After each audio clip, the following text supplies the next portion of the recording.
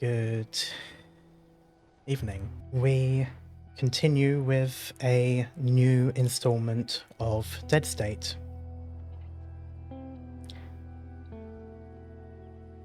About 2-3 months have passed since the events of the first campaign. Winter has made its way through, and while the cold is still biting, and when it is not snowing, it is raining, spring is beginning to roll around the corner, and people are beginning to make their preparations. In one corner of this region of Georgia lies a growing community that has not only gone through the test of the elements, but has begun to grow from it and even reduce some of the basic necessities. And it is here that we begin our first session of this campaign.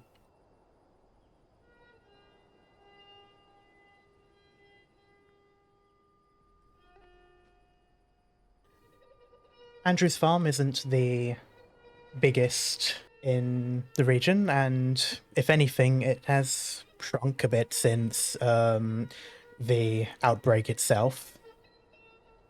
But the people of this community have made it their home after finding it abandoned a few months in. We begin our story in the mid-morning. It is about 9-10 a.m. People are out working on farmland. It is still winter, but they're getting it prepared and ready for planting season, which would be beginning in a few months' time. There's still some reserves of grain from previous harvest, and all in all, things are in the up. At this point, everyone is awake and going about their usual chores. If they're not preparing the farms, they're fixing gear and generally just patrolling around. Anna, I would like for you to describe Clara and give us a bit of insight into how she goes about her mornings. Clara is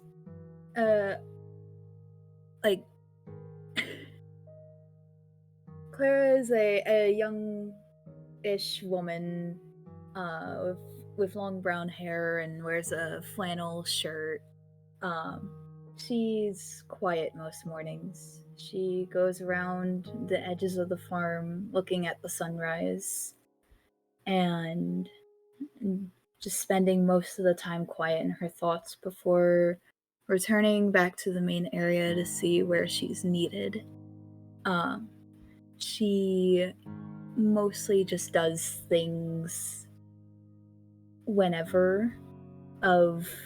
If someone tells her to do something, she will go and do it. But she generally is like a caretaker of a lot of the people there, especially the younger ones. Okay. So at this point, you are at the courtyard. Yes. Okay.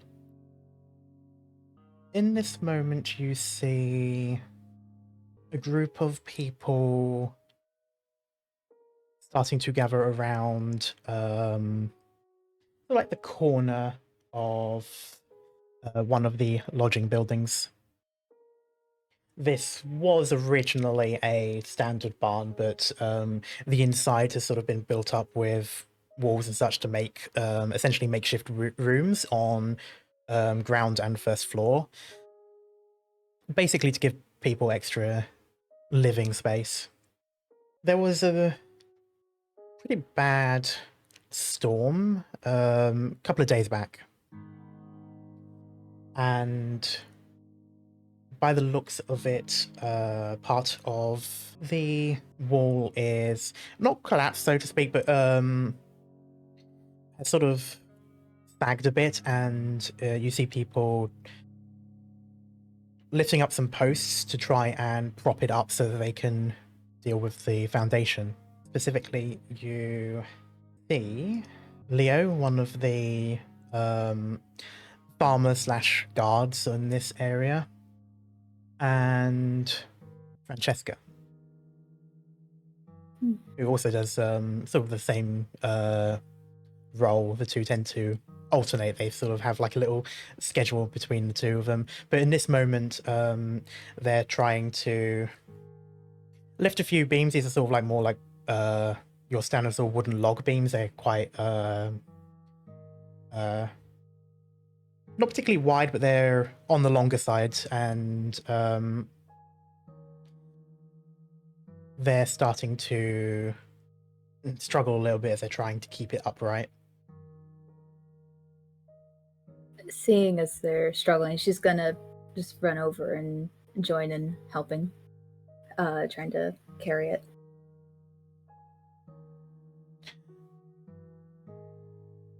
Leo, my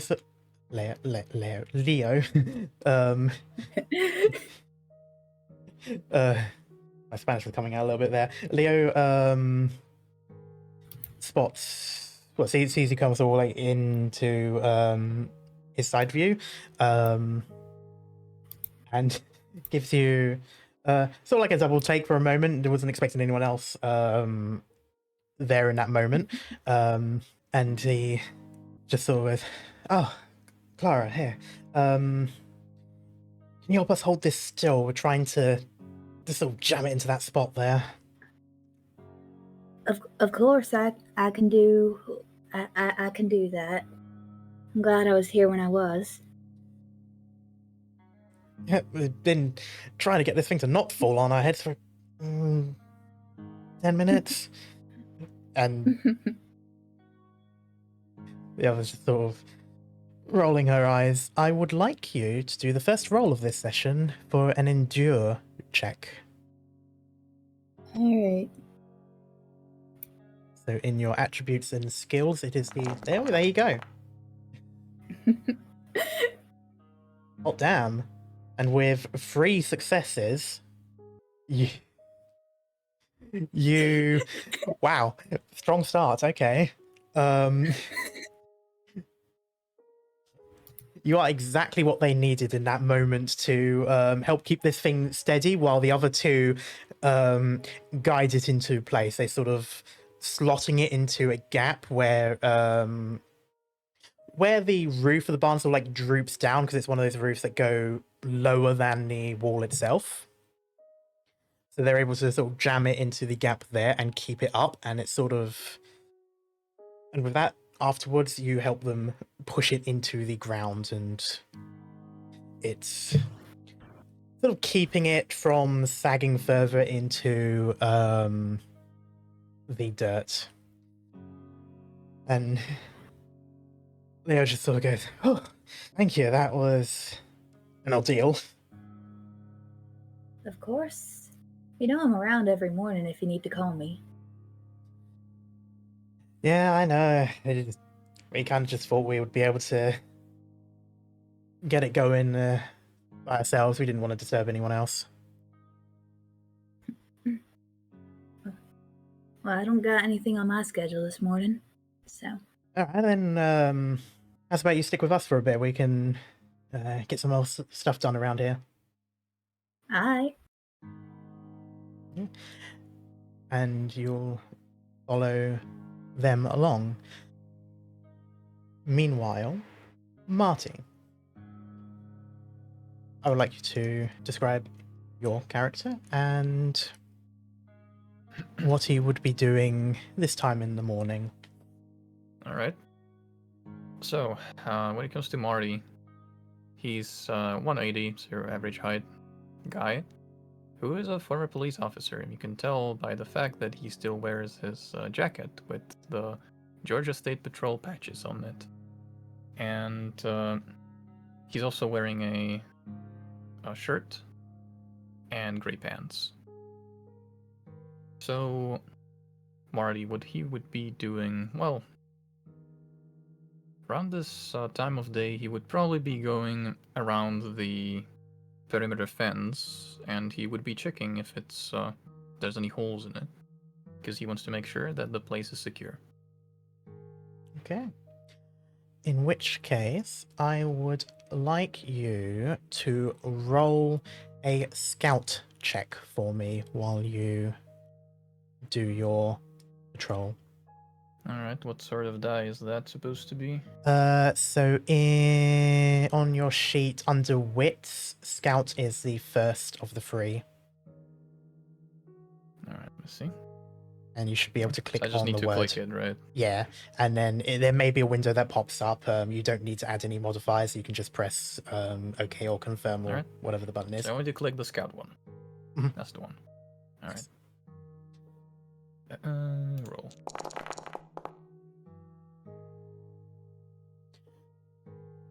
Okay. Strong start, isn't it? Strong start. Generally speaking, as this is a very active community with quite a few people and a decent number of guards and scouts and such, the overall perimeter, like beyond the walls, is relatively safe. I mean, you wouldn't have like your families go out and just mess around, but it's rare that you ever see the occasional undead stumbling about. Most of the time it's pretty clear, and all honesty, in this moment it is pretty much the same. You don't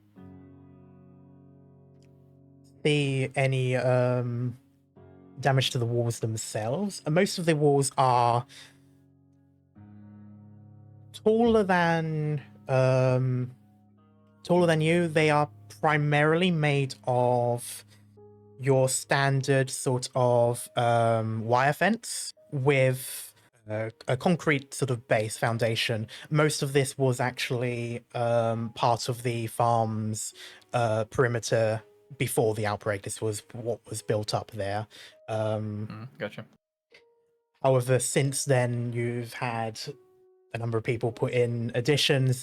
You've got your mix of planks, corrugated metal, things to sort of shore it up, make it a little bit tougher, and add in a few sort of things to make it harder for mainly undead. It's not it. While there is always the concern of stray survivors and such, and whether they would be friendly or not, a lot of the defenses here are mostly anti-zombie in a sense, so it's more of a making it difficult for them to get close. So should any zombies get into this part of the perimeter, they would have a hard time pushing past these walls. Right. So we got concrete, we got chain link, we got wood reinforcements and metal, corrugated metal reinforcements. Yes. Okay. It's crude to a certain extent, but it's working. I mean, if it's fine, then Marty would probably go check on the doc in the clinic next. Okay. Once he gets the opportunity. I would say before that happens, though, you do, along your perimeter until about around this corner, you do see a part of the wall that has actually collapsed. There's two people inspecting it. One is Lake, who's at this point sort of the resident mechanic, though generally speaking is doing pretty much any kind of engineering task, really. And with him is Nash, and they seem to be sort of talking amongst themselves, and of course understandably concerned because this part of the wall is definitely a lot weaker now. So Marty approaches them. Okay. Howdy. Nash sort of looks over. He seems like he was quite deep in thought for a moment, and that sort of brought him out of it. And it's like, Marty, how's the patrol been going, actually? Seen anything? Oh, well, right now I have. That looks like a big hole there. Yeah, it's something, all right. Looks like the ground under it sagged when the rain fell. Part of the foundation's collapsed in, and well, this thing will get pushed over very quickly. We're gonna try and get some people to help fix it up. All right. Y'all need anything right now? Should I go fetch somebody? Well, at the moment, I've already sent someone to bring a couple of people, but he's sort of having to think for a moment. You have noticed it's been a little bit on the slower side in past few days. Mainly just the overall work, cold and overall work of dealing with this sort of thing while winter is a lot of extra load and stuff. Don't mind Marty, he's just being hyperactive. He joined just, recently. Needs to prove himself. After a moment, he's like, right, Hunter and Leo, they're out on an early morning scout, looking for some extra supplies. We're running a bit low on our scrap metal, our wood. We've already been using quite a bit to repair some stuff. Yeah, gotcha. All right. So, if you want, when he's back, hopefully he's found some places. If you want, you can grab some people and make use of that information. All right, anytime. You need anything, just holler at me, okay? I'll be around. Will do. I'll probably be here with this for now. Oh, and also, I heard the lodgings collapsed. I haven't really checked from close up yet, so, do you think they need any help with that? Well, at the moment, I've got a couple of people working on that. Of course, any extra hands will be certainly useful. All right. It's Well, I think this part of the fence might be the only issue so far. I haven't seen any other problems, so I might actually go and join them then. Sounds good. Sounds right as rain to me. All right. Hey, good luck with this. All right. Yeah, you too. And with that, they sort of continue looking at it. You notice the other one, Blake, is sort of poking at it with a stick. Is basically testing the foundation. Is seeing how far that pipe he's got is pushing into the ground. All in all, doesn't look too bad. It definitely does seem like they just need a few more things to shore up and sort of keep it propped up, and at least until things dry out. Understood.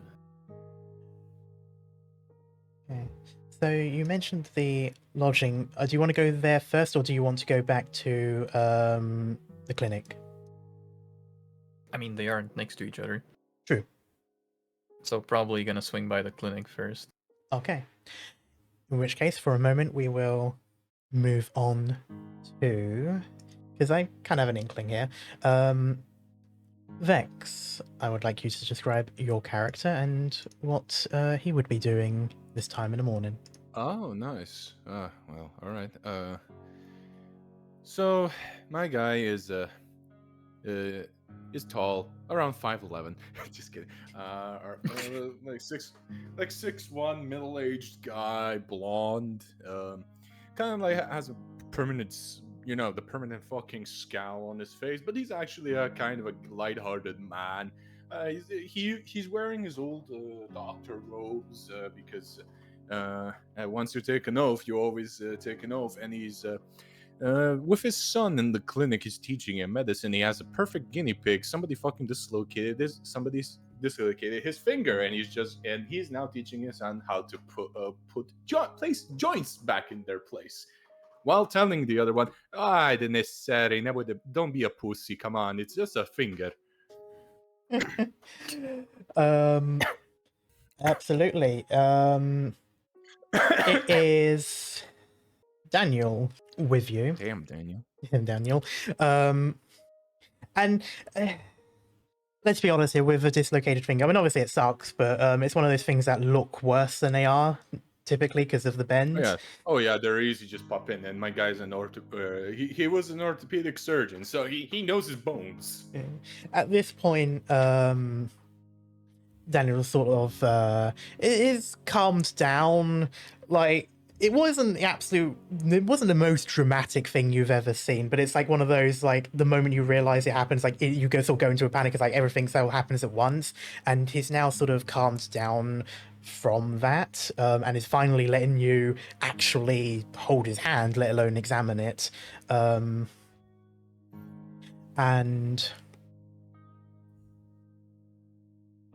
your son is sort of to the other side of him, of course, paying attention to you, and especially like the finger and stuff, watching you work. But he's also got his he's got like a hand on Daniel's shoulder, just to sort of help with the bedside manners. And I would like for you to roll medicine. Nice. Okay, so I click the medicine thing. Yep, yeah, you click the word medicine. All right. I don't need to use gear on this. Fucking hell. Jesus. Orthopedic surgeon, boys. He doesn't give a shit. Light work. Light work. So,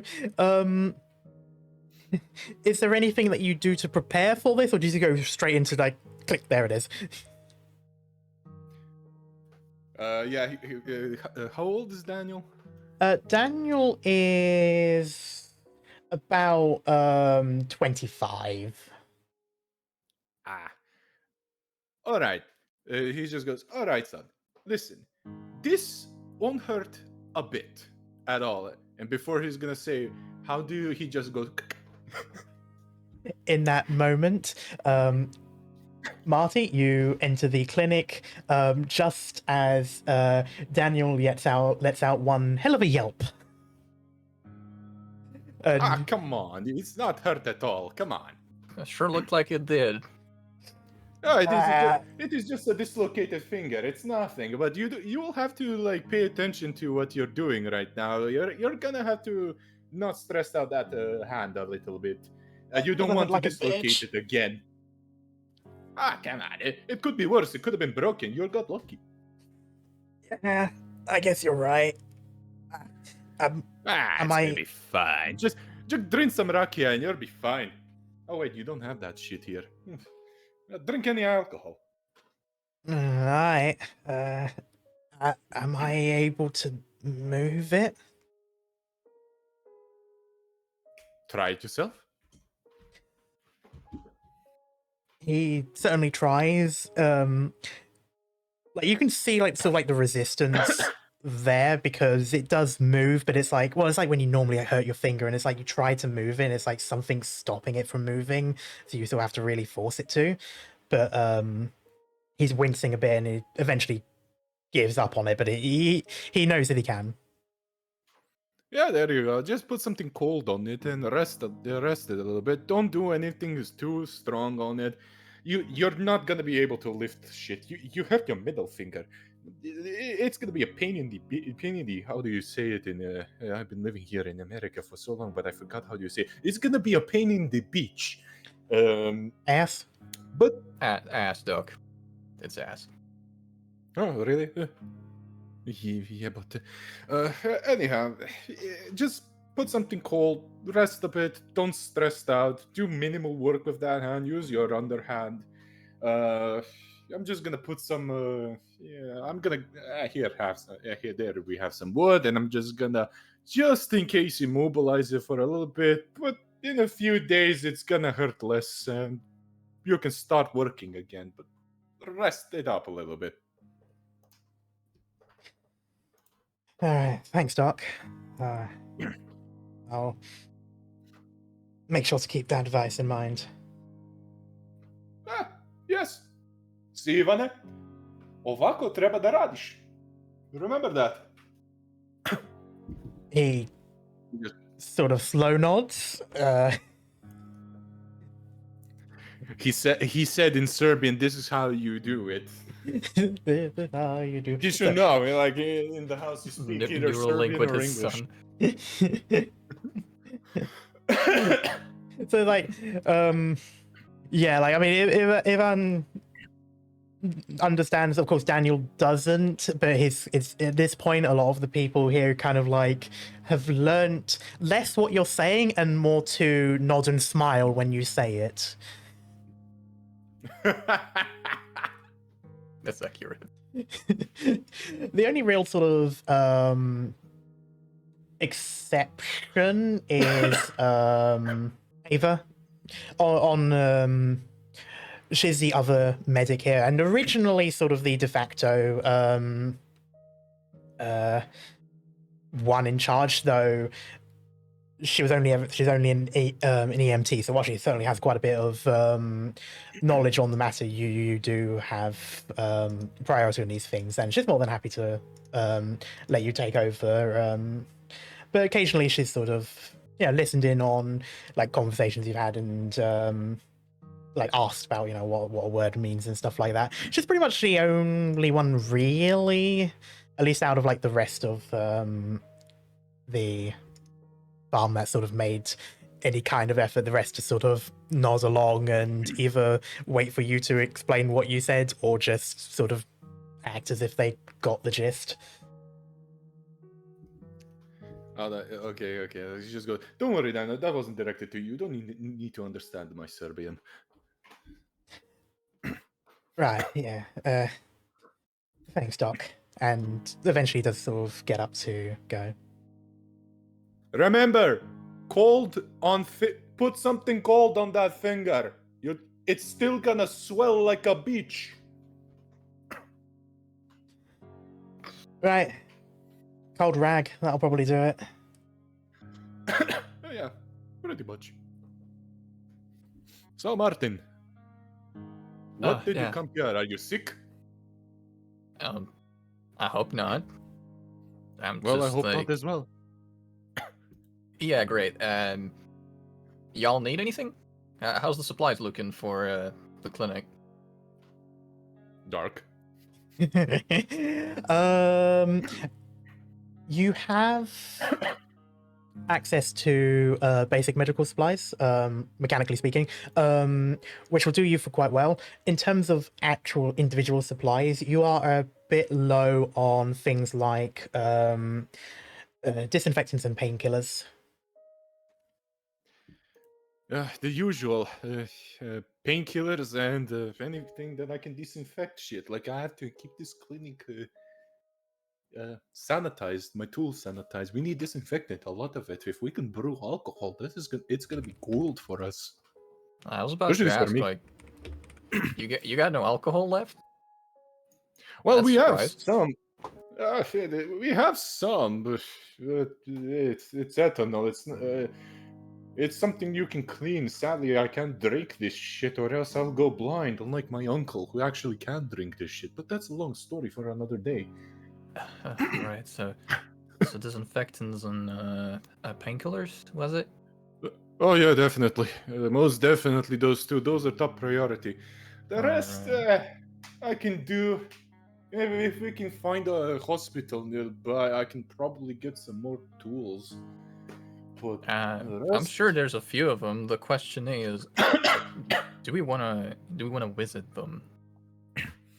Because you know, that's where all the people died. I mean, yeah, but at the same time, if I had better tools, I can more or less keep everybody's limbs intact, even. Primarily, if we can find a functional EMT car, that is good. We don't even need to, like, fucking drive it. We can just park it here and I can use it as a little surgery room. That would be excellent.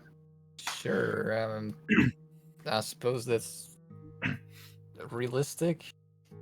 I mean, yeah, it's better. It has it has a chair that I can use it as an operating chair. The other case, we go to hospital. No, we yeah, go to I hospital know, and rip it out. I know what you mean. I've been in a few before. So yeah, okay, I'll note that down. He pulls out a little notebook that he has still from the days of his old job and just writes these things down so he doesn't forget about it. Oh yeah, but yes, that's it. That is something in the long run. For now, top priority is alcohol, any disinfectant, and painkillers. If you can't find like actual disinfected rubbing alcohol, any strong alcohol like vodka, gin, or whiskey can do. Trust, I can disinfect with that shit. I know. All right. I'll yeah, I got it. Okay, so everything else is fine, right? Oh, anything else is fine, but those are my two top priorities. That's about it. Well, I can go with you if you want, but that would be great, but I'm not sure if we're planning anything right at this moment. no, I'll have to ask around. As for the construction side outside, like, have we had any injuries from that? Like, if we're running low on disinfectant, I hope nobody actually injures themselves there. That's gonna be catastrophic. The trick is that I need disinfected even without wounds. I have to clean my tools all the damn time. A lot of the germs come in here, you know. Yeah. That's why disinfecting stuff is always, even before the shithole that happened. We were constantly using that thing like an alcoholic alcohol or a nicotine addict with cigarettes. You just use that shit. I know, Doc. I know. I've been Yeah. around, remember? And and don't forget to teach Ivan how to shoot better, please. I'm not the one to ask about things like these. You see, I didn't really need to shoot people that much. You still held a gun. He just, when this thing has happened, he started to use the gun. He points at his belt. Yeah, I still got one. But like... Yeah. Anyhow, teach him what you know. Hey, even though I want to teach him the medicine stuff, and like I can see that my son is much better at fighting than I am. I think it would do him well if he trained with some hammer or bladed weapons, or just, these things make a lot of noise. Oh, definitely. If you can find him like a machete or something, or an axe, or for me, I'm sure we will. Can do something with. Oh yeah, definitely. Yeah. That's about it. Let me check the situation outside. Okay. Gotta see if they need some help with that. I suppose you're just gonna be sitting here, unless you want to help. I mean, I got nothing else to do, so might as well. All right, let's take a look. All right. You both head out of the clinic. At this point, Ivan sort of takes over on like the more menial chores and stuff inside. Ava should be back soon to take over properly if you're not back by then. In the meantime, Nick, I would like you to describe your character and what he typically does in the morning. Aleksi is probably sitting up somewhere high, like on one of the buildings or perhaps on the roofs of one of them, tries just looking out into the area. Kind of a mix between scanning the nearby area for anything interesting, but mainly just trying to enjoy the view and enjoy the peace and quiet as it is. I like to think he's enjoying just a bit of a cigarette he found at one point, and they decided just to enjoy then and there. So he's just enjoying the peace and quiet, other than the yelp he heard from the clinic. But he assumes that since there are no further yelps, everything's fine. Okay. You know what? Do a scout check for me. See if there's anything that piques your interest around.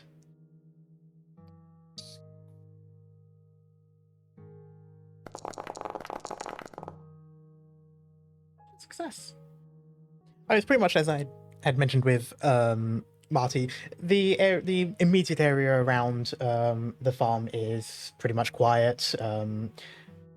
With the amount of patrols that go through, you tend not to see many undead and such. It's a surprisingly clear day for this time of year, though there's still quite a chill in the air. Even like if it was later in the day, it would still be quite chilly. But morning, there's still a bit of an icy chill to it. Probably a breeze coming in from the mountains further north. You, of course, Taking a moment just to enjoy the cold. Sorry. No, I was gonna say, like, for you're probably a little bit more used to it, or at the very least, comfortable with it. The one thing you do see that does stand out to you is slightly in the distance, along one of the sort of the dirt paths that come from the road to the farm, and sort of like the main one that people use to go in and out. You do notice two people walk up towards this place.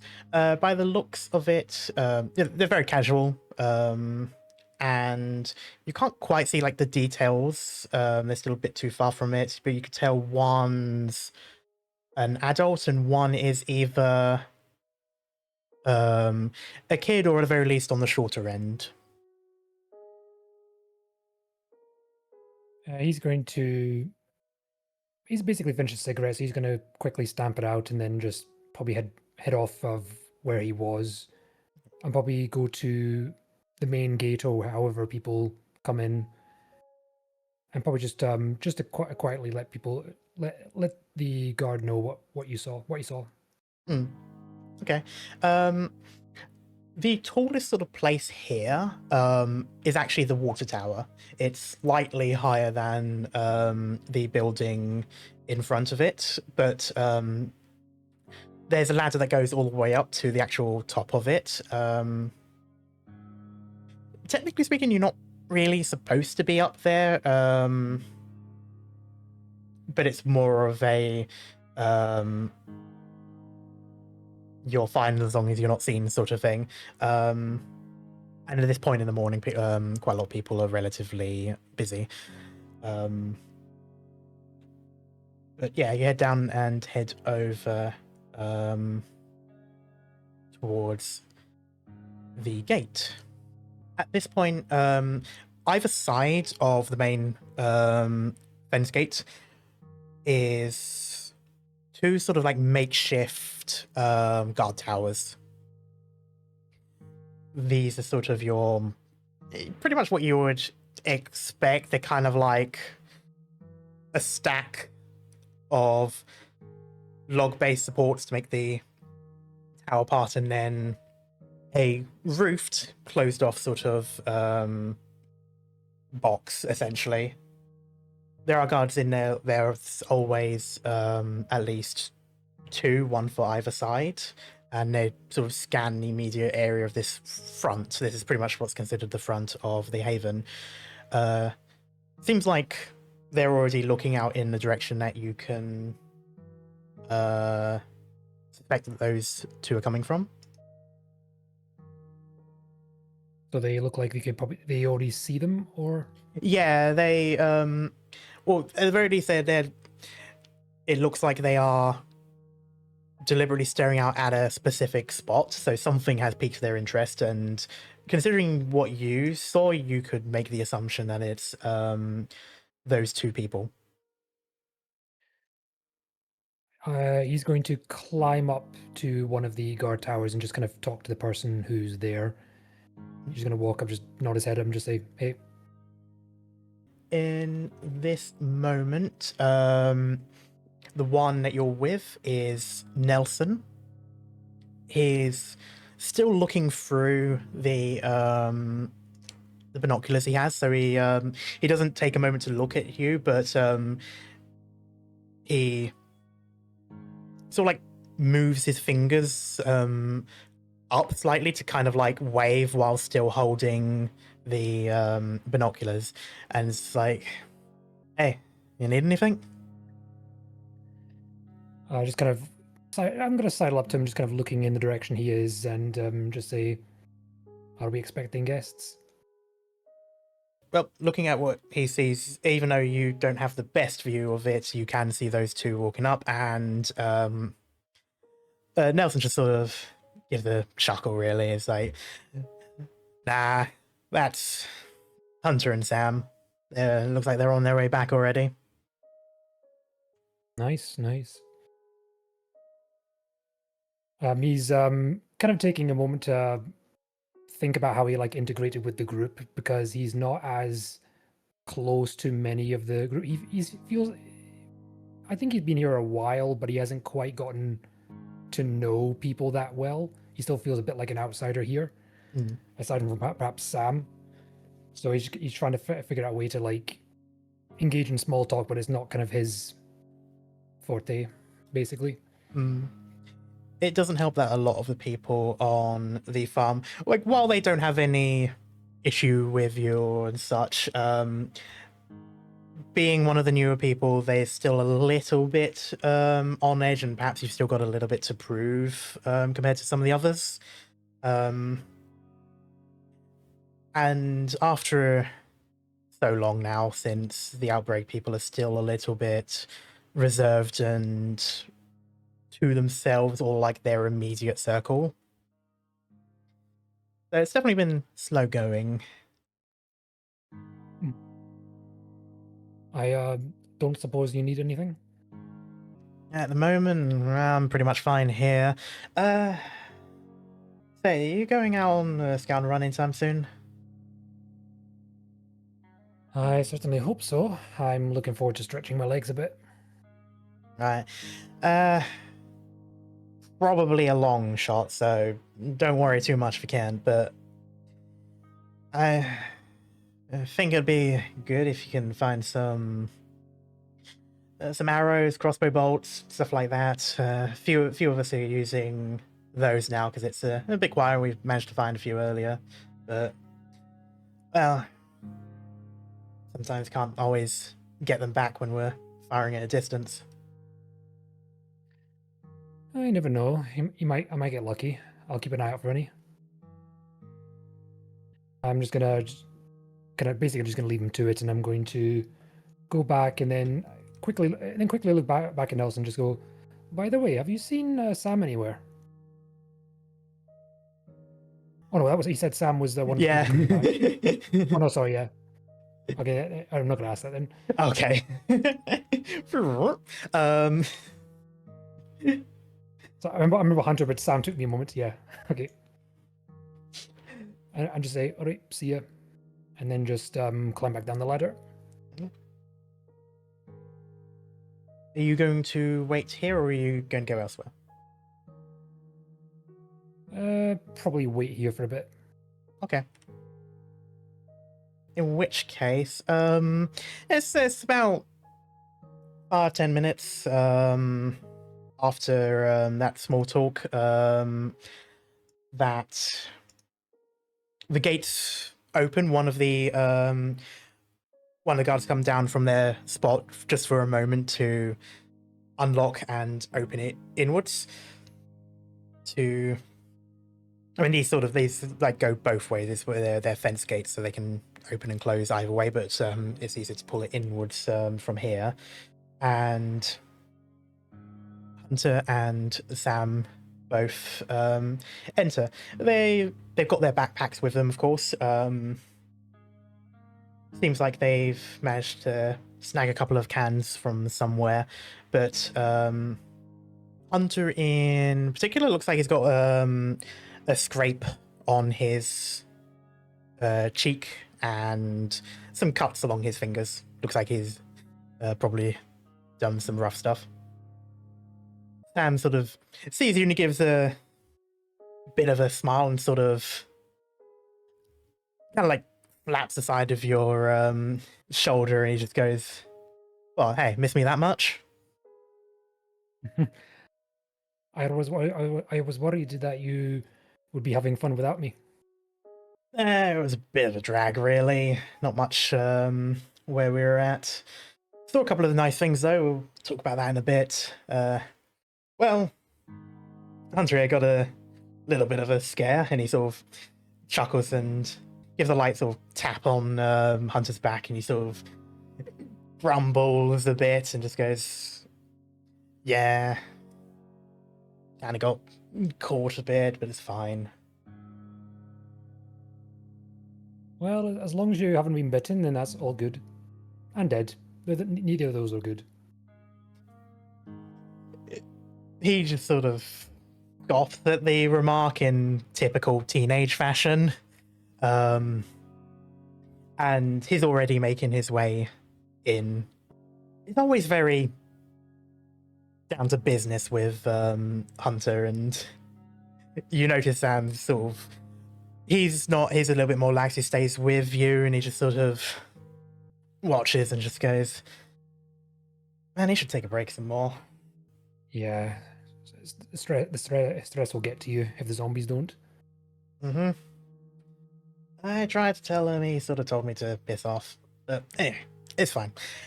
Tell you what, I found this. Pulls out a bag of beef jerky. Ooh, nice. I'll trade you if you got any more cigs left. Oh, I'm already out, I'm afraid. Sorry. Sucks to suck. And he puts it back in. Well, one more thing to keep an eye out for. Yeah, I only took a quick look, so who knows, there might be more. And he's going to start making his way over more towards the center of the place as well. I'm gonna follow along. Okay. In which case, we will go back to Marko, Martin, and Clara at the corner of this lodge. It's at this point a few more beams have sort of been put up to keep it as is. I'll say, generally speaking, looking at it, it doesn't seem too bad. Like the building itself is not at risk of coming down. It's more so just this particular corner is sagging, and that can break the wall and let in the elements and generally just be miserable. So they're sort of trying to deal with it now so that it's not a problem in the future. Marko just looks up. Well, this isn't OSHA compliant. That's Well, it's the best we got here. still a bit decrepit, isn't it? Decrepit, but at least it's home. Now, you reckon they need a extra pair of hands up there? At this point, Leo is on the roof of this, sort of like where it curls outwards. So it's sort of like the lowest part of the metal roof, and it's a bit lower because again, this roof sort of goes around the edges of the barn, as opposed to those other ones which sort of go like triangular upwards. This is sort of the curved and then curves out like a hat rim. He's sort of, by the looks of it, using metal wire and such to tie the beams that have been put in place together to sort of keep it from dislodging. And he just sort of yells back down, I don't think OSHA will mind anymore, seeing as they don't exist anymore. Yeah, I know they're kind of a pain in the ass, but some of their stuff is pretty good, and I think, and I even without my medical degree, I can tell this is gonna cause a lot of fucking broken bones.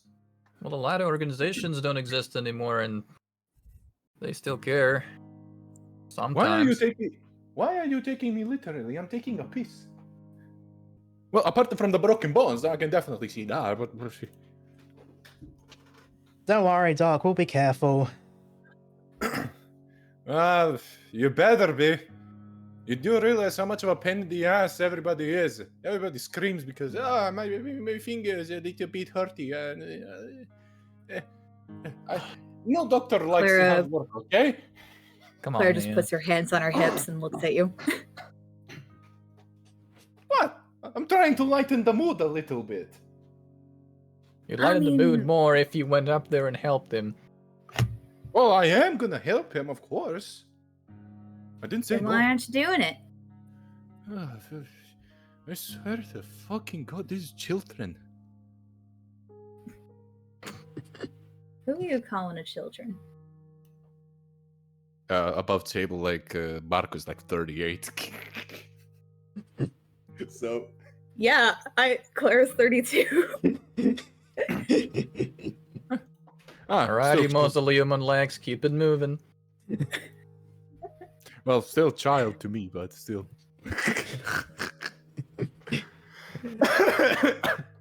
At this point, Francesca pushes a shovel into, well, sort of like against your chest, Marko, so that for you to take. And she just says, alrighty, old timer, how about you dig up this ground around this corner here? Let's see if we can get a good spot here to put in some cement. No, fine by me. This reminds me when I went to the countryside with my father and we putting fence. It was a pain in the ass. And he starts digging. Ooh. I'm going to be polite. Pain in the ass certainly became his favorite expression real quick, didn't it? The moment you learn the word. I'm going to be polite, and I'm going to give you the choice of force or endure. Both of these can work in this scenario. I literally have the same score in both. Oh, Did I say I was being Well- polite? That was my mistake. Rage bait. Nah, let us see. Hold up. I know what to do. All right. Coin flip. All right, we're doing endure. Hey, go for it.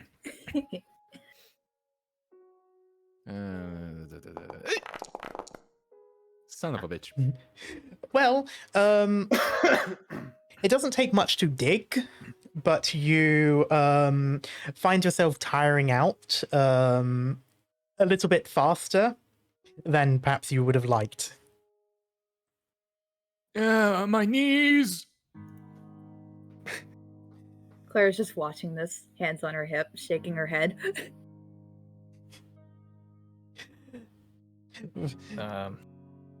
Y'all got any more shovels so we can help him? Sure, yeah. Take mine, I'll go and find another. Alright, thanks. This is why I hate these types of fucking dice rolls, man. You just need a fucking 6. Yeah, Man, I it is swear. brutal. So is it force or endure? Force or endure, either or. I'd rather do fourth where I have something at least. Yeah. Shit. um. What are these rolls? I gotta say, this is quite difficult. You're kind of realizing that even though the dirt around here is wet and loose, it's still heavy. Like, shoveling soil, it gets quite taxing quite quickly. Like, you don't think it is at first, and then after a while you Shoveling start mud to is feel it. actually worse. Yeah. And you start feeling it, especially like your arms, shoulders, and even back if you're not doing it properly. Well, Marko, now I feel like you. See what I mean? This ground is frozen as hell. Alright, y'all aren't locals. Y'all don't know how things are around here. Well, where I'm from, this is much cold. It is much colder, so it is still not that bad. But it's What is a your- pain in the ass. What's your definition of local? Well, I lived around here my entire life. Well, I've lived around. Sorta. Yeah. I know that guy's from way down yonder.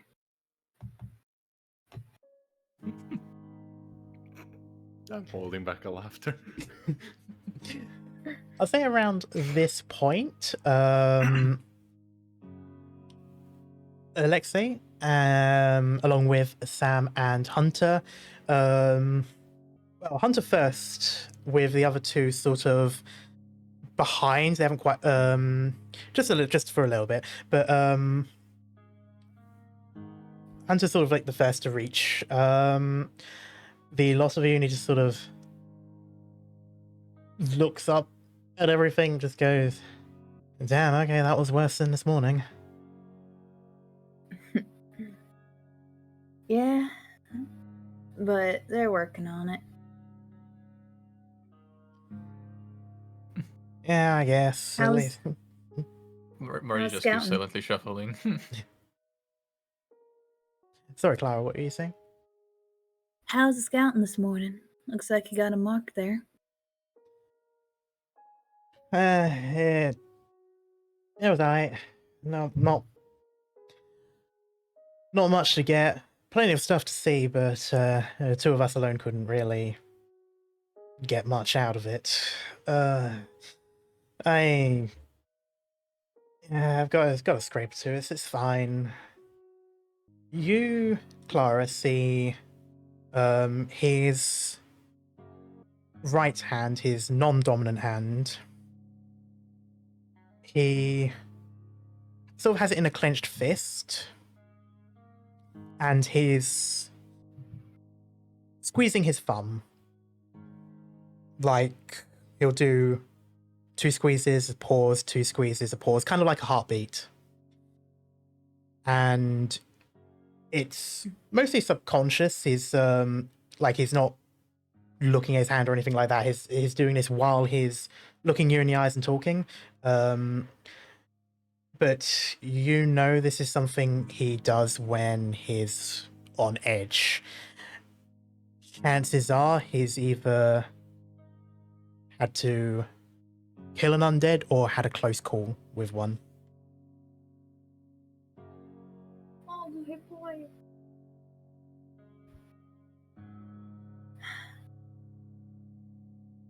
Claire's just gonna step forward a little bit slowly and just open her arms for a hug if he needs one. I'm just glad he made it back safe. He looks away a bit, like, kind of awkwardly. There's a few occasions in which he can't look people in the eyes, and one of them is when he knows someone is being genuine but struggles to accept it. And he doesn't accept the hug. He just sort of stands on the spot, sort of shifting weight from one foot to the other. And he says, just a day-to-day run is all. You know, if you ever need any help, just call me and let me know and I'll join you. It's dangerous out there. Yeah. It's fine. I will next time. I just didn't want to bother you or the others. Me and Sam were both awake at the time. We figured we might as well get the first run of the day. I'm proud of you. You've done amazing things. Continues to not be able to look you in the eyes. He just sort of nods quietly. Go get some rest. You look tired.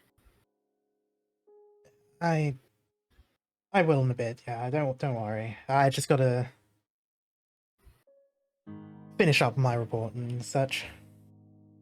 Around this time, course. Sam and Aleksi would be here as well with the rest.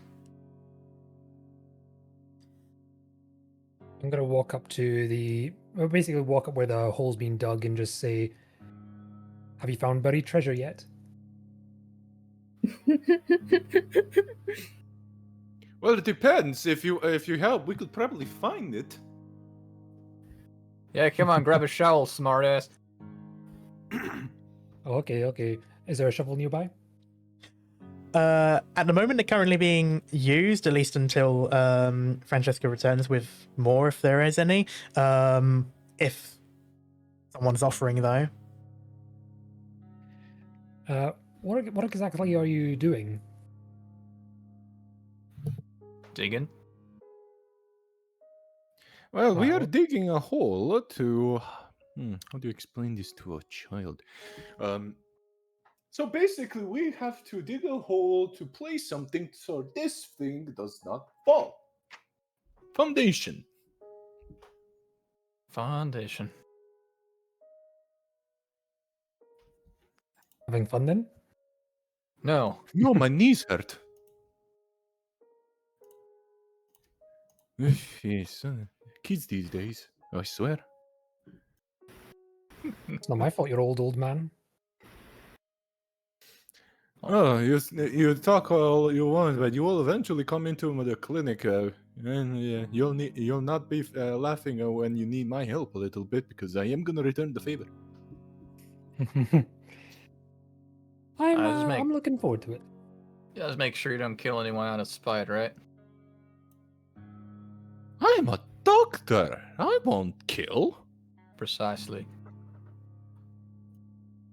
There's no murders in the clinic. Only accidents. Well, it does happen more than you think. Well, maybe the buried treasure was the friends we found along the way? Oh, shut up and dig. Yes, I'd rather have the treasure. Around this point, you can hear Nash just sort of let out a laugh. You just sort of like, I was going to make a joke about how many people does it take to dig a hole, but I do appreciate all the help. Well, I mean, you could start helping us as well a little bit. You're making an old man fucking work. How dare you? Now, son, you're still a kid in my eyes. You really want to get out of everything, Car, don't you? Of course. I'm not gonna hide it. Of course. God damn you. I would be helping more, but my arthritis has been kicking in again. Time of year. Afterwards, you're gonna come. We're gonna take a look at that. That is my field. Well, you see, that's why we gotta repopulate. Already done my part. Wait. You just hear sort of an from Hunter. Marty doesn't look Clara up also from his just work. shakes her head. Nash does also spot the boy and is like, ah, how did the scouting go? Did you find anything? And Hunter nods, and he notices like surprisingly like calm and open around Nash compared to most of you. He's sort of a bit more quiet, but with him, it's just like, yeah, sure, we found quite a lot of scrap where you said you thought there might be some, but there's a little bit too much for us to bring back. Probably something better for a larger group. And Nash sort of thinks about it for a moment and goes, I'll be, what time is it? About 10 foot. Wow, I wasn't really there, 10. No, about 10:30. Tell you what, there's a decent amount of time in the day, and Alvin is not that far. Anyone here mind a little scavenging run? Sure, I can do that. Oh wait, we're all there. This is to the group still. Yeah, everyone's sort of still kind of hobbled around this one corner of the lodge. Is This is someone else entertainment gonna for Clara. be? Is someone else gonna be shoveling, or Oh yeah, don't worry. We'll get a couple more people to take over. we could take a look around the region? Sure, I do need some disinfectant. Nice. as he does. I mean, if y'all don't need my help here on the farm, I can tag along. Sounds great. Nashville looks at between the lot of you and he says, well, 4 people is a good number. How's about the 4 of you head over? And around this point, Hunter he kind of like raises a hand essentially and just goes, I can show them where it is. And Nash just sort of shakes his head and goes, no, you've already been out, and by the looks of it, you can use a little bit of rest. You can show us on the map. He pouts a bit, but he just sort of goes, fine, yeah. And as he sort of moves the backpack over to his side, he opens it up, and you notice a bunch of papers. All basically some actual roadmaps, some hand-drawn. And takes out one and sort of hands it over and points to sort of like the far top of the map, and he says, this place here, on the sign it said Danielsville Woodcutters. Well, true to its name, there was a lot of wood there. Don't sound like any disinfectant to me. No, but it's pretty much at the north end of the town. There's a few buildings between there. Might be able to find some stuff there. There was KP Performance, mechanic shop. They might have a first aid kit there still if it hasn't been taken. That'll be good to Good get our work. hands on. Well, that but definitely as well. I can also work with alcohol, and those woodcutters like to drink, so we'll probably find them. There's more to life than just alcohol, you know. Well, yes, but in this time, for some people, it's probably a lifesaver. But I needed to clean my fucking equipment. And yeah, it's always good to have at least a little bit. Hunter just sort of shrugs at this. I mean, he's had some, but he's not like big on the stuff.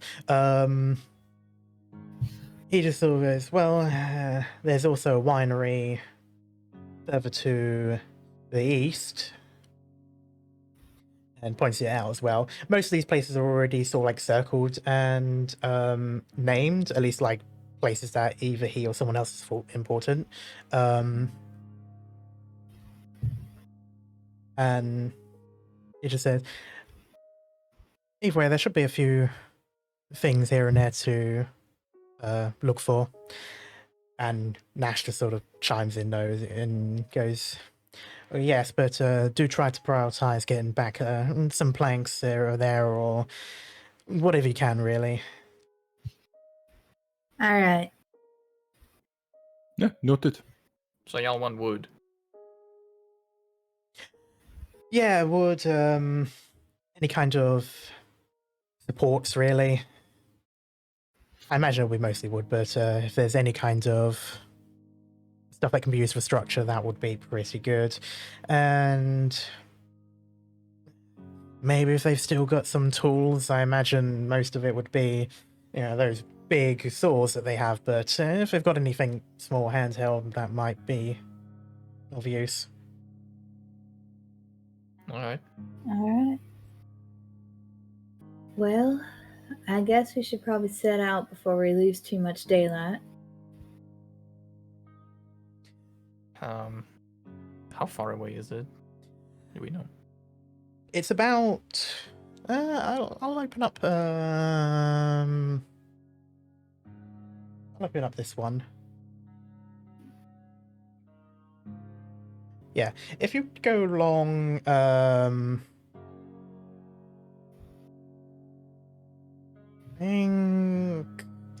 Yeah, if you go along Wesley Chapel Road and then up. Pretty much there's a road going straight upwards. It's around an hour and 30 to get there. At this point in Not so time, bad. it's around 10:30. So as long as things go smoothly, it will definitely be it'll take a day. You'll probably be back later in the afternoon or maybe evening if you're there for quite a while. As long as things go smoothly. Oh yeah. Yeah, I was thinking that as well. I mean, that's definitely something that would be on everyone's mind. Like, you got to think of what would be the best that outcome, and then sort of like consider how much longer it would take if things weren't as good. Oh, we gotta do what we gotta do. Well, at least it will be fun. But that said, is there anything anyone wants to do before they leave? Like any kind of preparation or anything they want to do on the farm just before they go? Question. Answer. Where do I see how many arrows or whatever I have? I believe I put that as a tiny item, so in the inventory, it is the second at the moment. I'm trying to find where that is. So there's 4 tabs, like there's general, inventory, talents, notes. Oh, there's inventory. Yeah, I see it. inventory. So that's where you see more of your items. So general only shows you Okay, I items see that it you now. use. Yeah. So you've got Thank you. some amount. Of course, in your case, if you use them, you can pick them up so long as you realistically can. I will be trying to do that as much as possible. Yeah. So, Marty will go back to his room and he's gonna pick up his baseball cap, put it on. Okay. Marko's about gonna it. go grab his spear and tell his son goodbye, chat and stuff like that. Mhm. Tell him to be safe. Blah blah blah blah blah. Father stuff. Mm. You can see he's concerned, but he sort of does the general thing of stay safe, hold down the fort, that sort of stuff. He's concerned, but he's not like expressing it. He just pats on the shoulder. Don't worry, son. You got my toughness from me. And he just points in himself. And I'm not gonna croak just yet. He just gives like a chuckle and nods. Stay safe and don't get into trouble, and the usual. I'll try. Before we head out, I'm gonna approach Marko and ask, as by the way, are we out of disinfectant? You said. We could have more. It's enough for me to be worried a little bit, but we have some. Why? All right. The reason being is I did find some moonshine, so if you're able to use that in a pinch.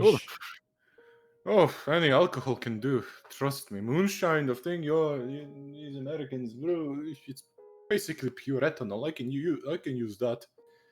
Definitely. All right. Thank you. Everyone. As long as you only use it as a last resort, because I was keeping it for myself.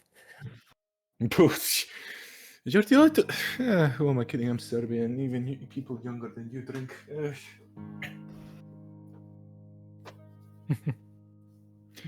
But you don't have to drink like that. You're too young for that. Especially for that. That's the hard stuff. No, don't worry. Us Finns know how to drink. Yeah, Finns. Yeah, right.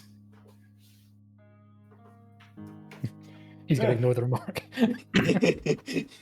A level of back and forth that the Americans on this farm typically don't understand. Did he say he's finished to everyone around him, or? Yeah, he was like an exchange student who got stuck in America when he came over, so he's now basically been stuck here since. God, I can't make the bless your same heart. level of jokes. My character is a second generation immigrant. Clara, are you doing anything? I don't think she's doing anything. I think she's just waiting for the others, mostly. Okay. Probably just going around doing final checks, making sure she's really not needed here before she actually heads out. Okay. In which case, while you're waiting for the others, you do notice Hunter approach. And it's still a little bit sheepish, but he's just sort of like, you sure you don't need a fifth? I mean, if you want to, I'm not going to stop you, but I suggest that you go get some rest and take care of yourself first. You already went out. And don't worry, another day we can go on an adventure together. You can kind of see... I'm sure I know where we're going. Nothing, I was just going to say, I'm sure I know where we're going. You can sort of see on his face, especially with the slight in you gave him, that he's really considering just saying, it'll be fine, I'll come. But there's the part of him that is a bit more sensible. And instead he just sort of nods and says, alright, well, be back before dark, I guess. You know I will. But just stay safe and take care of everyone. But take care of yourself mostly. Sure. And he nods and he heads off. He's instantly looking for things to do around the place. Felt that. I'll say around this point, the lot of you can meet up and can leave the safety of Andrew's farm. Oh no. Alright. Now, stay close, stay safe, be wary. Y'all know how it goes. Pretty much. Yeah. Little bit scary, but we gotta do what we gotta do. I'm sure it'll be fine. As As 12 zombies just appear. Yeah. As they travel, Clara's just always keeping one hand on her bow just in case. Okay. In which case, as we move on out, I would like for... This is an open one. Anyone who is actively looking about the place, scanning the area as they're moving, I That'd probably would... be me. I would like a scout check.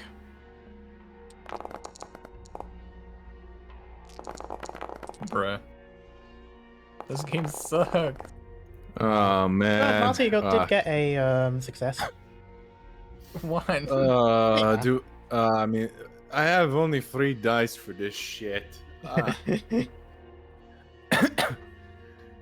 Fuck it. Yeah.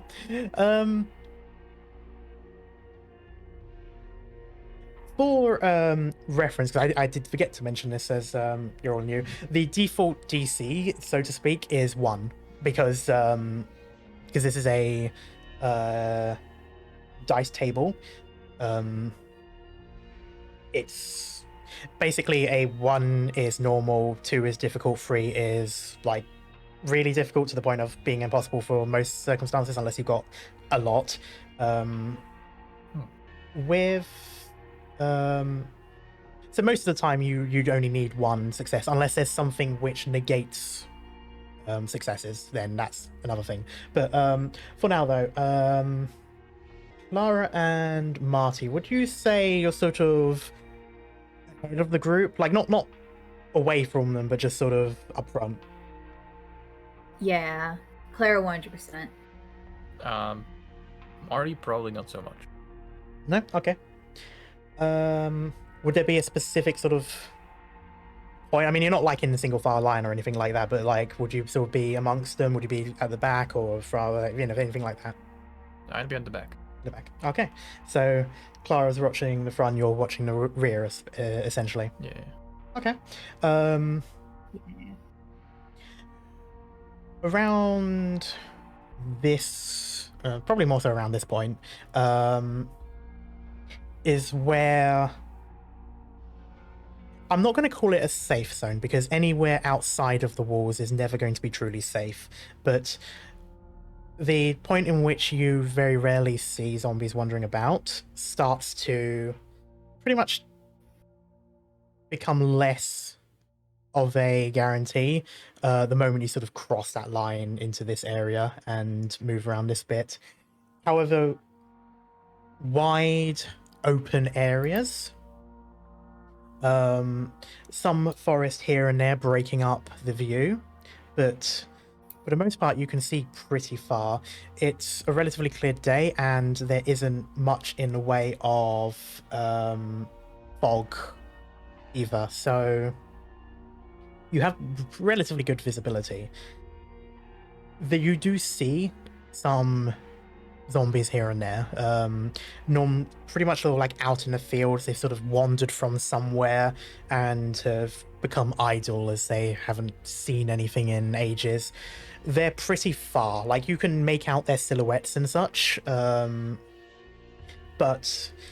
at this distance, unless you're really stupid or really loud, which I would equate to being pretty much the same thing, you're not going to alert them. Their sight is piss poor, so you can see them, and at this distance they can't see you. It's enough to sort of keep your head at a swivel, because if you see one, there may be more, but for now you're sort of at relative ease, and this sort of continues as you go up from Wesley Chapel Road and then up into Hudson River Church Road, which is a mouthful. But I will say at this point I can actually move you over. This is a relatively short walk, at least in terms of walking, because that is typically how you get around most of the places. Like, this is sort of an easy run for you in that sense. Like, it's pretty much, besides Fort Lamar, it's basically neighbor. I'll move you over to here. Oh, that's zoomed in all the way. At least on that part. But I will say I've got the tokens here just in case you want to like put yourself down when you decide to go to a location. You don't have to use them if you don't want to. You can just tell me, but I've just left them there as a thing. So from that direction going up Hudson River Church, that pretty much takes you in through the sort of like one of the southern roads, if you were to consider the top of this north. On the map that you've been given, like I said before, a few places have been circled and named, and the ones that were mentioned by Hunter, you are still close by. You got the winery, KP Performance, and the woodcutters. There's also further to the west. Can move on the screen. Hmm? You can move on the screen. Yeah. Is that a feature? How do you do that? What, your token? No. Like you pointed off of the screen for me and said that's where the woodcutters is. Oh, that might be out of zoom out. Hold right click and pan. Or that. Oh, right click. Okay, thank you. I've got the map zoomed all the way out so I can see the whole thing. The tokens are purely there for your ability to sort of express where you are and still keep track of that. So don't worry too much about being focused in on them, though the game may try to do that anyway for you. But yeah, so you got the woodcutters up north, KP Performance sort of in the middle. This is a relatively sparse town, though it is broken up by wooded areas, which are marked by the green. And there's also, by the looks of it, a farm and a stonemasonry further down.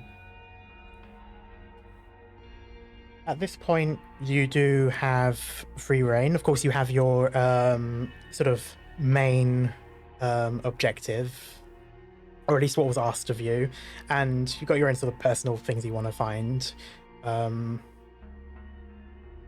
But you are free to scout ahead in any direction. There are zombies, you do see them around, but they are relatively few and far between. And at this point, they're all very idle. They're not really moving. Sometimes, but they're mostly in a more docile sort of conserving of energy. All Alright. Our priority should be the woodcutters, because that was the task that we were given. Anything else that y'all want, we can pick up on our way back. That's fair. Yeah, sounds right. It sounds good to me, honestly. I feel like we should follow the creek, though. I don't think taking the road is a good idea. We're too exposed. Yeah. I say we stay close together. I don't want us to get split apart. Well, you're the senior here, so what do you want to do? Looks at Clara.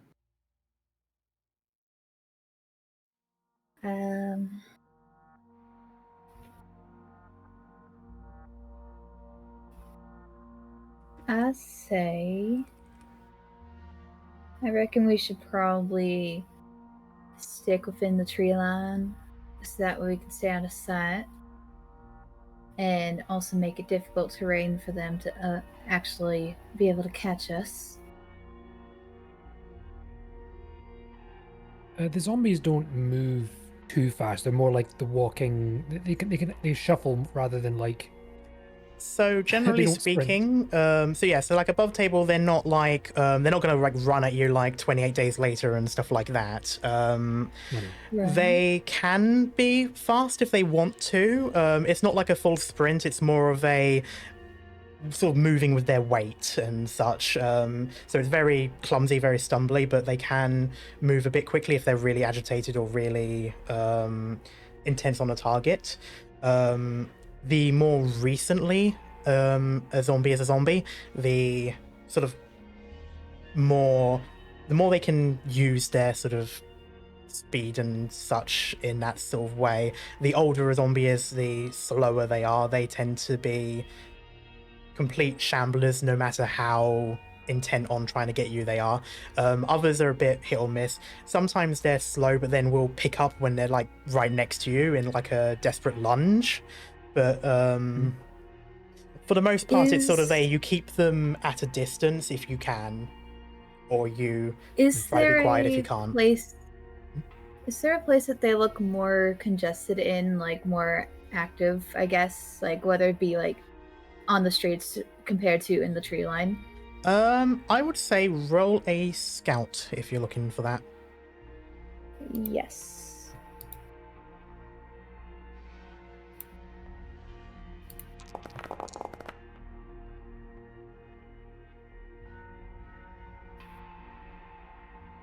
I will say besides directly up this road, you can see some here, but beyond that, you're not too sure. Looking in the tree line, I mean, this area, it's tall pine in it with most of Georgia. So while it's not like super dense as far as the foliage is concerned, there is a lot of it, and you can only see sort of like a little bit past this area, which this area here, this is like a sort of like a junkyard basically. These are old rusted cars. They were here before the outbreak by the looks of it. Some of them look like they've already been completely picked clean, whether that was beforehand when they were getting scrapped, or if it's something that's happened since. You're not too sure. Beyond that part, when you go into the tree line, you can see maybe like a few feet further, and then it's a mess of trees. You can't actually see the river through the foliage. It might also be sort of like indented down a little bit as well, which doesn't help, but you know it's there because of the map, and it's quiet. You can hear the birds chirping here and there, but besides that, if you listen closely enough, you can hear a flow of water. But yeah, in terms of zombies, you can see some up the road further away, and then that's sort of about it. The trees start to hide the road going that way, and then up this way it's just a little bit too far to really see it. I agree not to be out in the open, but we should at least try to keep visibility all around us, rather than. So maybe we walk along the edge of the tree line. I was meaning that more way, if we do so- need to retreat, either way. I was meaning more so that we don't accidentally turn a sharp corner and get 3 zombies in our face. Well, that rarely happens in the forest. Yeah. Trees are not that thick. Yeah. Yeah. I was meaning more sort of visibility wise. Just so I we can guess see what around us. Oh, can So I look maybe around if I we- see more?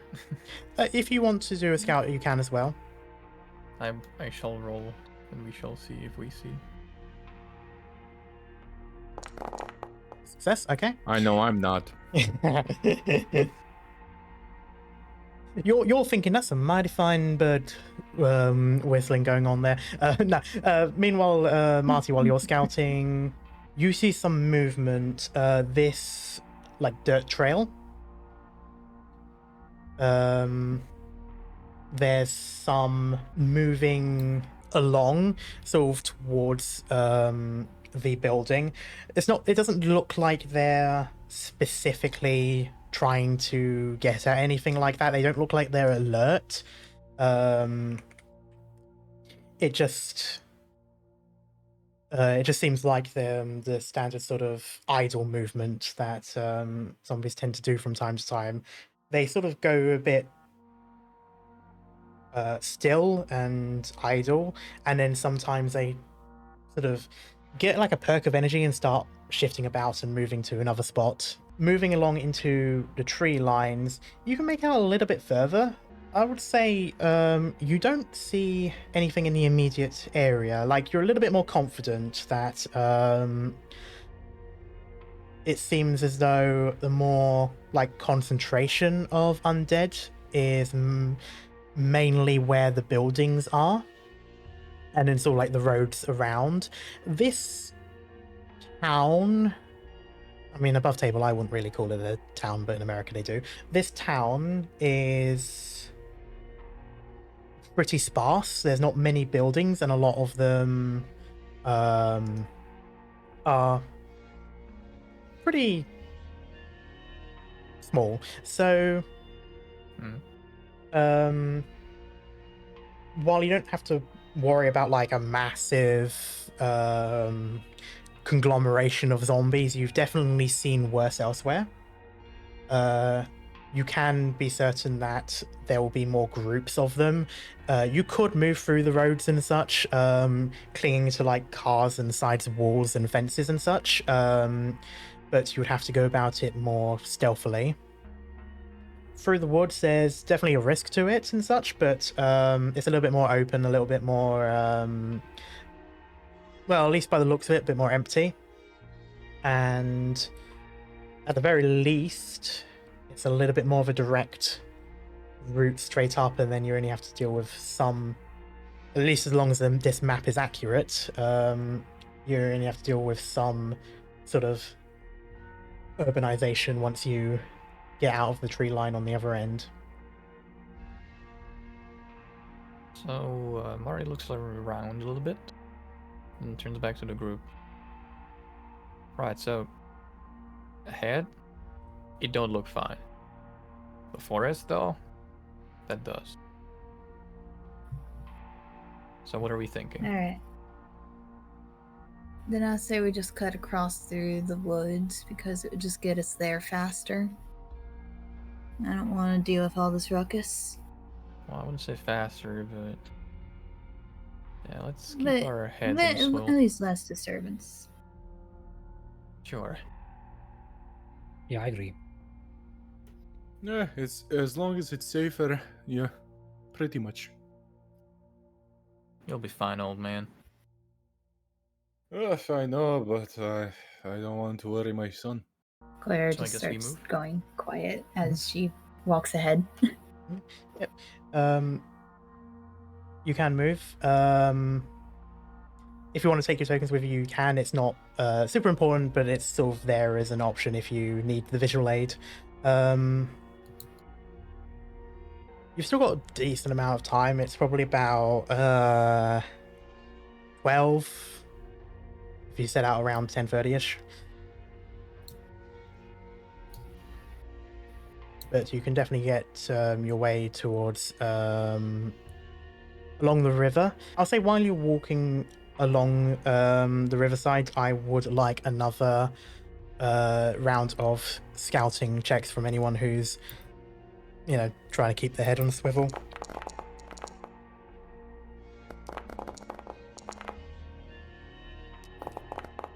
The amount of dice. It's so Man, I see. Man, I've got teased by those 2 5s, man. It is allergy season. yeah. It is indeed allergy season. Marty, look, once again, you Yes. are sort of the main one on top of this at the moment. It's definitely quiet. There is, you can see a zombie sort of ahead, and it's sort of shuffling towards the buildings.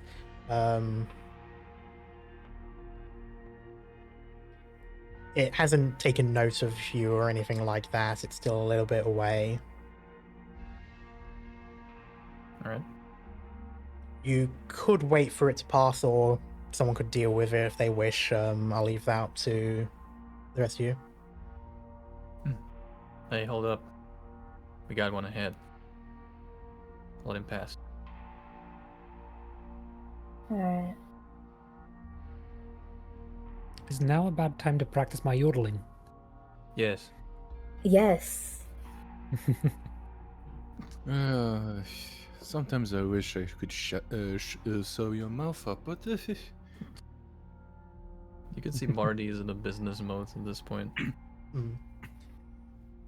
It sometimes it can be a bit of a painful wait when you're like letting them shuffle past because they definitely take their time.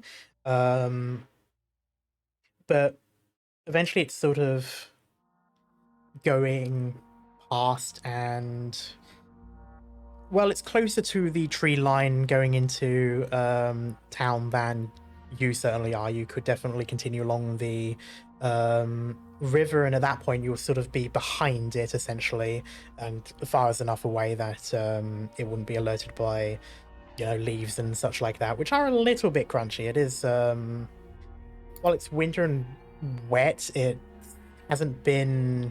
The rain was a couple of days ago, so some things are a little bit crunchy again. But You want to try slipping by it? Nods. It's the yes or no. Oh, yes. uh, she's just quiet right now. I am a big man. I don't know if I could manage this to be sneaky, but better that than getting bitten. Sure, we got Well, if time. you We need can me- sit around. If you need me to, I can go on it. I can try to go on ahead, and if something goes wrong, I can shoot it.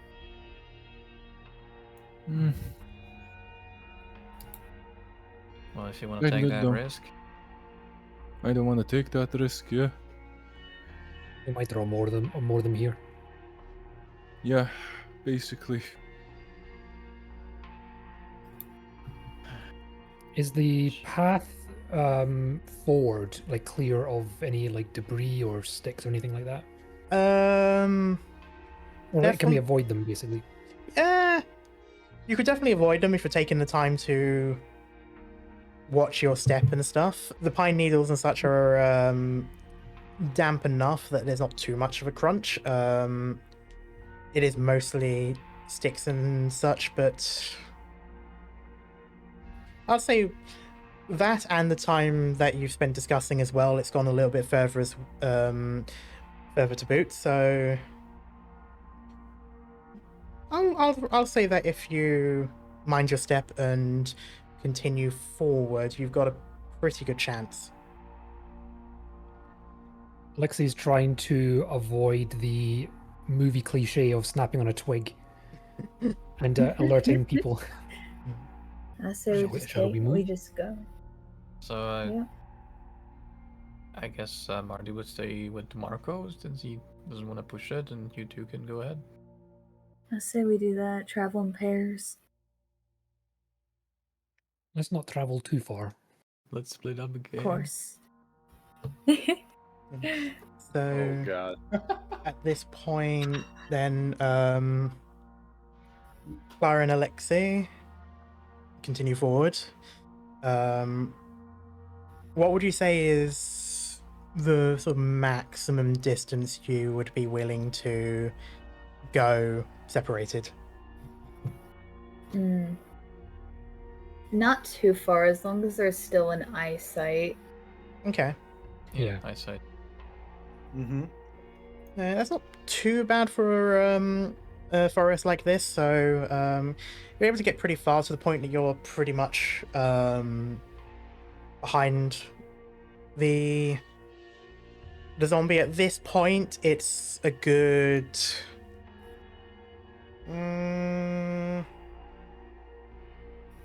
can't do conversion in my head. Good 50 meters out. Ooh. Claire's just gonna prep an arrow just in case something goes wrong with the others. Do I see anything further up? Do a scout for me.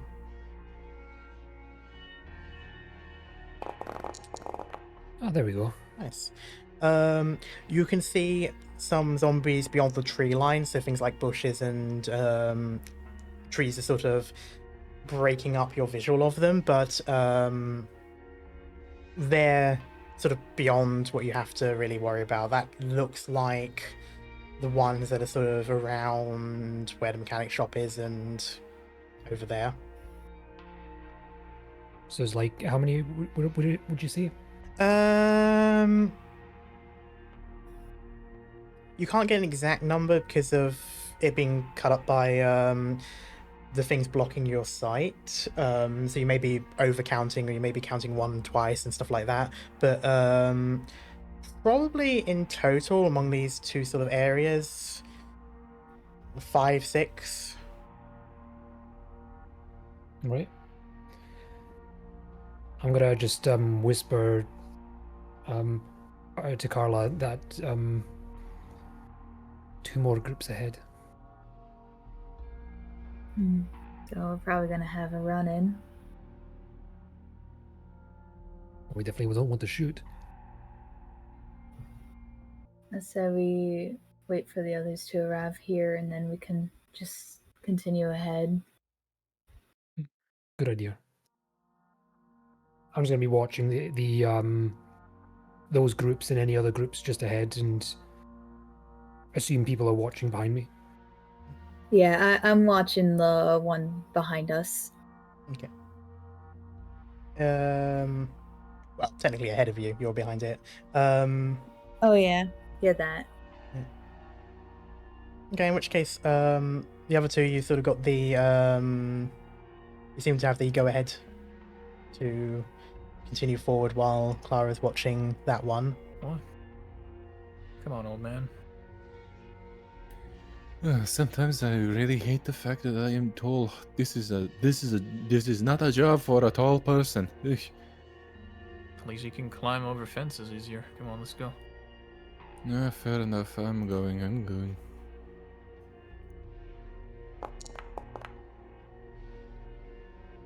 Oh no. Mystery rolls. Either you are fortunate, or at this point the zombie is too far away to hear those more subtle sounds of twigs breaking and stuff like that. But you walk past and towards Clara, and you do not seem to alert it. It seems to continue walking in the direction that it had been stumbling in. Thumbs up before moving ahead again. Karma, surely you're not combat baiting. On occasion, if You it's stuff like that. wouldn't do that. I mean, I wasn't the one that stated the worry of being seen after it had already been let past. I'm now just following that and decided to do a luck roll to see if it noticed or not, and it didn't. Mm-hmm. Wow. You So like to never torment me. Never doubt yourself. You make the story. If your characters are convinced that something's happening, then who am I to necessarily say not? Unless it really isn't. No, I'm just saying because I had 2 agility, 0 stealth. I was trying to encourage to say I can't fucking hide for shit. Well, yeah, that's an absolute thing that Marko will definitely be concerned with. That's fair enough. I'm just gonna ignore the fact that they have the exact same stats. I'm just confident about it. Yeah, you can continue heading up along the river up until the point that the river sort of becomes more of a stream and then sort of dissipates. Heading along that way, you can pretty much ignore the group that's sort of loitering about the performance shop. You can probably ignore the ones that are here as well if you take a little bit of a wide berth. So take it we shall. Yeah. So say we all. Find the safest route. Yep, fair enough. At this point, sort of like here where it's the woods are sort of thinnest, and the tree line is closer, you can see the farm that is marked on the map. Mostly just these sort of longer buildings. It's definitely sort of like a more on the modern end of architecture and design when it comes to farms compared to the place that you're all held up, which is sort of your more classic red barns and, you know, silver sheet roofs and stuff like that. This one over here is more of like the big one that would have had loads of animals in that sort of like warehouse type thing and stuff like that. But you can pretty much give this area a wide berth and sort of ignore the groups of zombies. By the time you get closer to these buildings, you start to notice the stench of decay, and it's at this point you can see along the roads, you can see a few zombies here and there. They're sort of relatively far. Some are along this point in like the T. I guess that would be a T junction. Or if that's just a normal fork, I've never really been good with road terms. But you see a couple loitering around here, some closer to the buildings, and a few more sort of moving down the rest of Jotham Down Road. This area here is a little bit more clear. Oh my god, it really is called that. Yeah, they already did. I would say if you want, you can make another scouting roll to see if there's anything, to see if you can spot anything else, like anything that's sort of like more hidden or obscured. We do want. First time 2 successes. Nice. I am getting teased with these fucking 5s. I swear to fucking God. Amazing. 3 successes in total.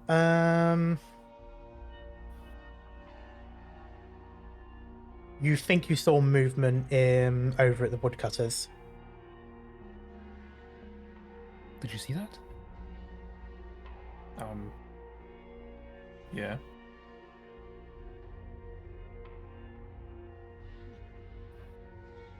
I don't It's like suppose we could. in what moment, basically? Did I see when I saw movement? Did I make out anything about what moved, or just something caught my attention? I would say it's more of a case of it was brief, but if you did see something, it was definitely like humanoid, so it would be person or zombie, more likely zombie in this area. Aleksi's eyes are going to be glued to where he saw that bit of movement, and then also plan out a path to perhaps move to next bit of cover before a zombie walks by. Okay. I would say based on the movement, the two of you sort of notice that whatever it was is sort of behind that building of the woodcutters. But in terms of the immediate street, besides the ones I had mentioned before, the scout roll, nothing else is really popping up. You think... No, you definitely did see a zombie in the window of one building, but it's sort of looking away, and it's inside, so chances of it hearing things outside is slim. So you've got a relatively straight shot to the woodcutters. The zombies that we saw up and down the roads, were they facing our way or just facing away? Sort of milling about, so they are sometimes like turning to face, and most of the time sort of moving around others. They're sort of going in different directions, but they're at the distance where if you're quick enough, they won't really spot you. It's sort of like the thing of you could go into the middle of the road and start doing jumping jacks, and then they'll definitely notice something is up. Other than that, though, it's pretty much a straight shot without much of a worry. You can stealth up if you want. If you want to take it slow. Alternatively, you can sort of dash from one side of the road to the other towards the woodcutters, and you've got a relatively good chance that you wouldn't be seen. How about we cross one by one? That sounds alright with me. Yeah. Just keep in mind, I think I saw something behind that building. I think we got a live one. I saw something, but I don't know what it was. Well, I assume it was a zombie. Well, let me go first then. Wonderful. Alright. So, Marty crosses the road. Right, so you're going from tree line to tree line. Yes. Okay. Make sure to look both ways before crossing the street. Sure, I would hear before I'd see something. Nah, they totally got the silent electric cars at this point in time. No. Gonna get fined for jaywalking. Yeah, fine for jaywalking, but I'm a cop. Anyway, Gonna be fucking marshal. yeah, you go from tree line to tree line. In that sort of moment, you focus entirely on doing that. Afterwards, looking around, you don't see anything like walking towards you or anything. So you're I pretty make a sure. gesture back towards everyone else. I think Shall I Clara go? can go next. What are you? Okay.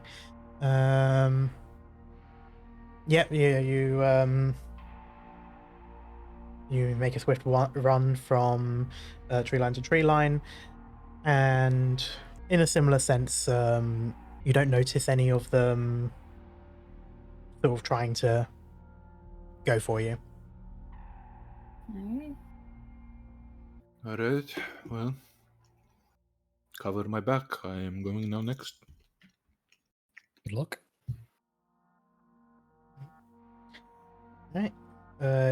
You go past two. You do notice that as you go past, you sort of like go through, you thread needle of those buildings there.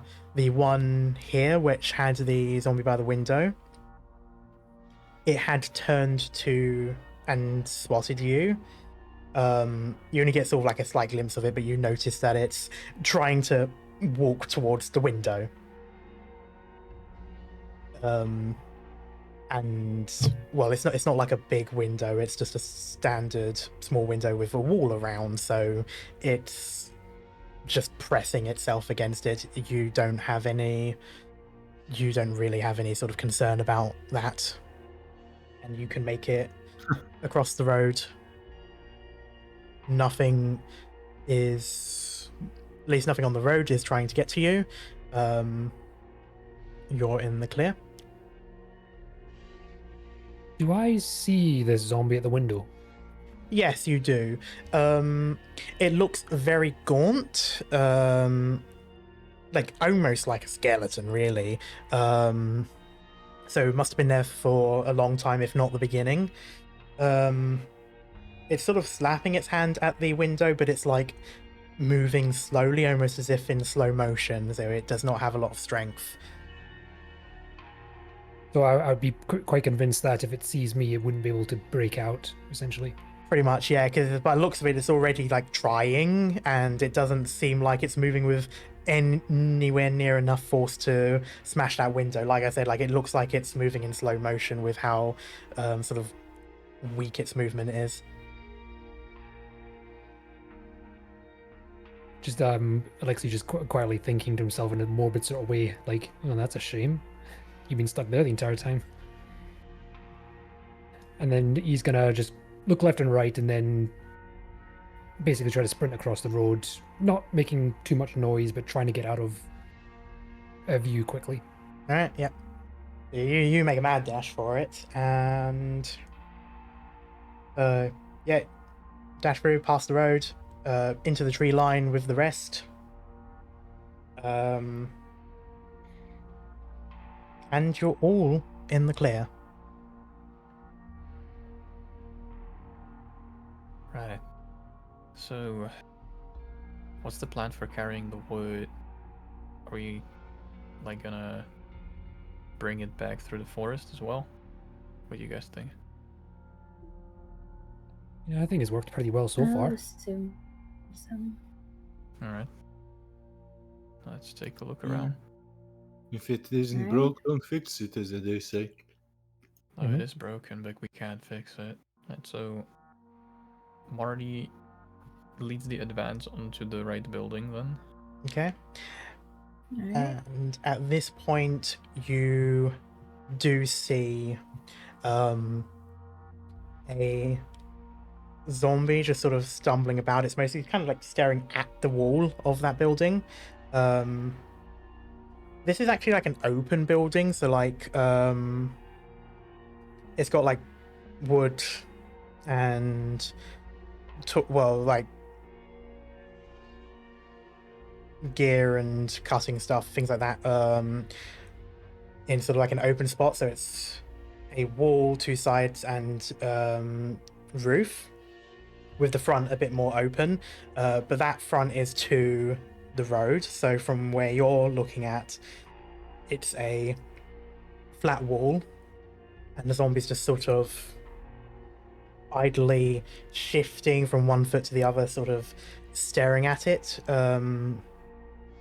The zombie in question looks like it was once a middle-aged man, kind of in sort of like more hunting sort of attire, or at the very least sort of like the stereotypical of it, so sleeveless sort of jacket and flannel and like cargo pants, that sort of thing.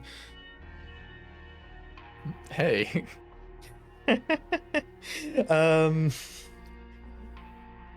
Bit of a mess. Looks like the shirt is open, and when it does sort of tilt slightly, that you can see it, its abdomen is hollowed out. Oh. If we want to grab stuff from here, we might want to take care of that thing first. No, you're right. Yeah. Alexi kind of looking at his baseball bat, and he's like, he's used it before, but he's not too confident on how to handle this. And just looks at the others and goes, "Do you want to try all of us sneaking up on it at once?" I think Clara's the two of already us aiming her bow. be in... No, no, no, no, Oh, yeah, no, no. that'd be even better. No, that's a metal wall. If you Oh. miss that, everyone's gonna fucking hear it. Good point. Oh. Right. Oh, good. We're Maybe I gonna- can sneak around to the other side of it so it doesn't hit a metal wall. Or all the walls here metal. Well, I can try the baseball bat. Alright. This might be a stupid idea, but what if one of us were to Grab his draw legs. its attention and lure it into the woods where you can shoot it safely? Ah. I feel like no. No. That can do would that. alert so much more. I could Oh, we can I could already see Dark's ears perk up the moment you said that. I mean, above table, No. I have seen this been done before. Nah. Alright, you No. see, I got a baton on me. If I hit a tree, it's not gonna be that loud. Right? I mean, I got a So- spear. Yeah, but it's metal on I mean, I wood. also This is... have a crowbar. Yeah, it'll still make a thunk. Yeah, but like metal and wood will make much more of a thunk than the baton will. Just we want to It's still gonna be. we want to Either draw way, this we're one probably closer, gonna right? alert things. I mean, it could be me and Alex just walking up to this guy, and then one of us grabs his legs, you know, and the other one finishes it on the ground. This loses its footing. So y'all just go up, surround it, take care of it right then and there.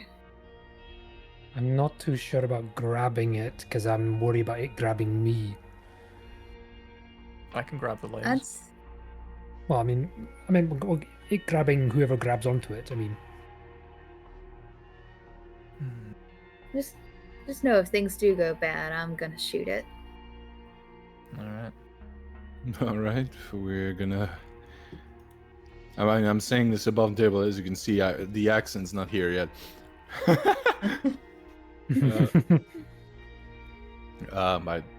That's gonna be hard. I will say, if you're going to walk up to the zombie without alerting it first, you will have to make a stealth roll, whoever's doing it. Yep. Oh fuck! I'm fucked if I do crap. that. We're all fucked. That's the fun part. But you know what? If it turns around, we just go back to the woods, and that's how you lure it out. yeah. It's a win-win situation in my book.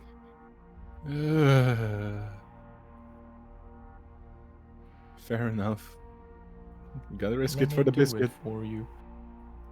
Just because Aleksi was deliberately trying to avoid this, if I fail the roll, can it make it so that I step on a twig? Yeah. Clara's watching intently. The moment things go wrong, she's shooting it. That doesn't necessarily have to happen, but we'll see how it plays out. Well, So you might be able I to don't know. bring it back, and then somewhere safe, and then you won't hit a metal wall. Well, I'd rather it not kill one of y'all. Depends how close we get to it. If Yeah, it we're not spots gonna us when we're far away. we can always run. Mm. So me and Alex are gonna try to get to it. All right. Both of you Yep. roll stealth. Oh, Good my luck. anxiety It's right gonna now.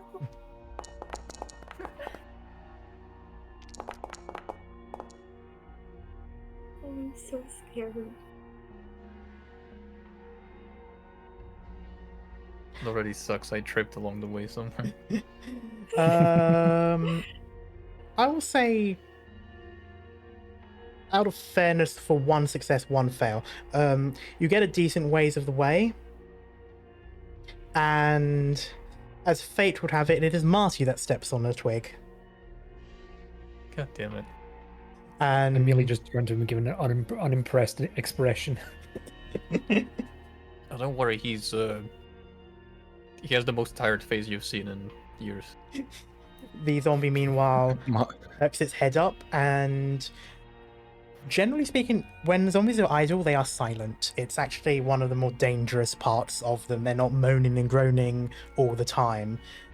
But when they notice something, and something grabs their attention, you then hear as it goes, and it turns towards the source of that sound.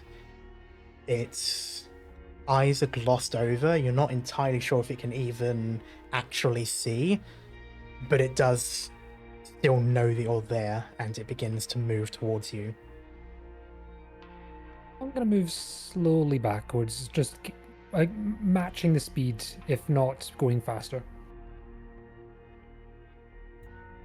Marko is prepared, and Marko is gonna go a little bit around and preparing his spear just in case. Maybe he can like shank it. What's Marty doing? Yeah, well, Marty will start retreating as well. Okay. Because it's like, okay, it noticed us. Like, what the fuck am I gonna do here now? In Back which to the ca- forest I go. As these two decide that a life in the wilderness is definitely the best plan for this, it will definitely reach a point that this zombie is quite slow. This is definitely an older one, so it's taking its time. It's never really going to fully catch up with you if you're continuing to move like this, and it is just a one, so you don't have to worry about getting surrounded and such. Eventually, it's sort of far enough that Clara, if you wish, you can shoot at it, and you don't have to worry too much based on the angle that you're aiming that you'll hit walls.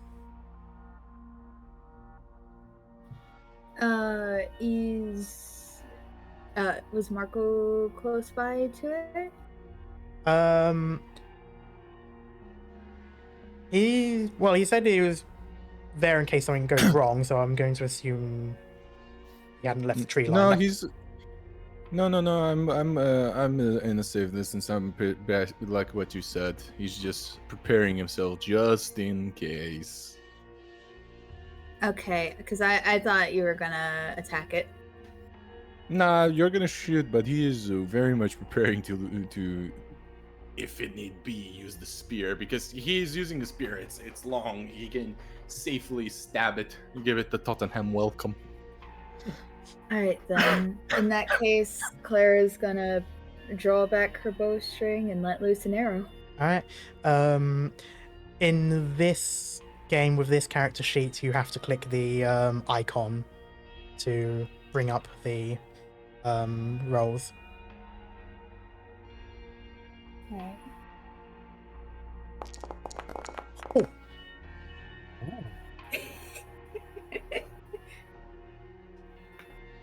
You like this bow? It's a good bow. I do like this bow. It may not be like a happy to fancy use compound it. one, but it's a good ass bow. You let loose and you sort of I got it from a good place. yeah. Yeah, you hear that telltale sort of woof of an arrow, and it goes straight into the head, hard enough that the arrow tip goes out the back, and it's instantly gone silent and drops to the floor. Aleksi just starts nodding and it looks back with a very proving smile. One that says "nice shot." Well, hot damn! You turned him into a Rajnich. Holy crap! The I know Marty what I'm turns to doing Alex and after. just goes, "Well, task failed successfully." Do I hear any other movements or zombies around that were potentially alerted by that first one groaning? Do a scout for me.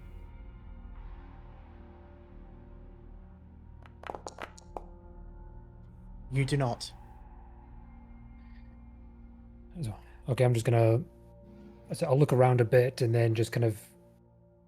I look back and give a thumbs up. Marko Wait is for like safe, waving I a go little get my bit arrow. to. Marko's waving to pay for attention. He's like moving, making a pull move with like a, how do I say this? Associating that, rip the arrow out of its skull. Oh, you're signaling to me to rip it out.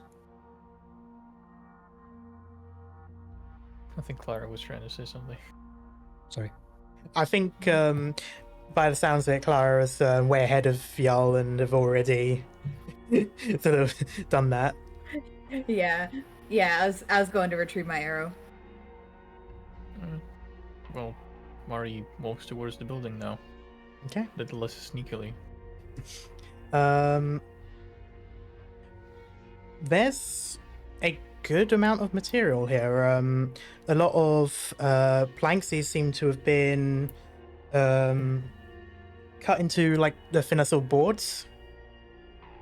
So I would say these will count as one weight. They're relatively on the longer side, but then once back at the farm, they could be like cut down further.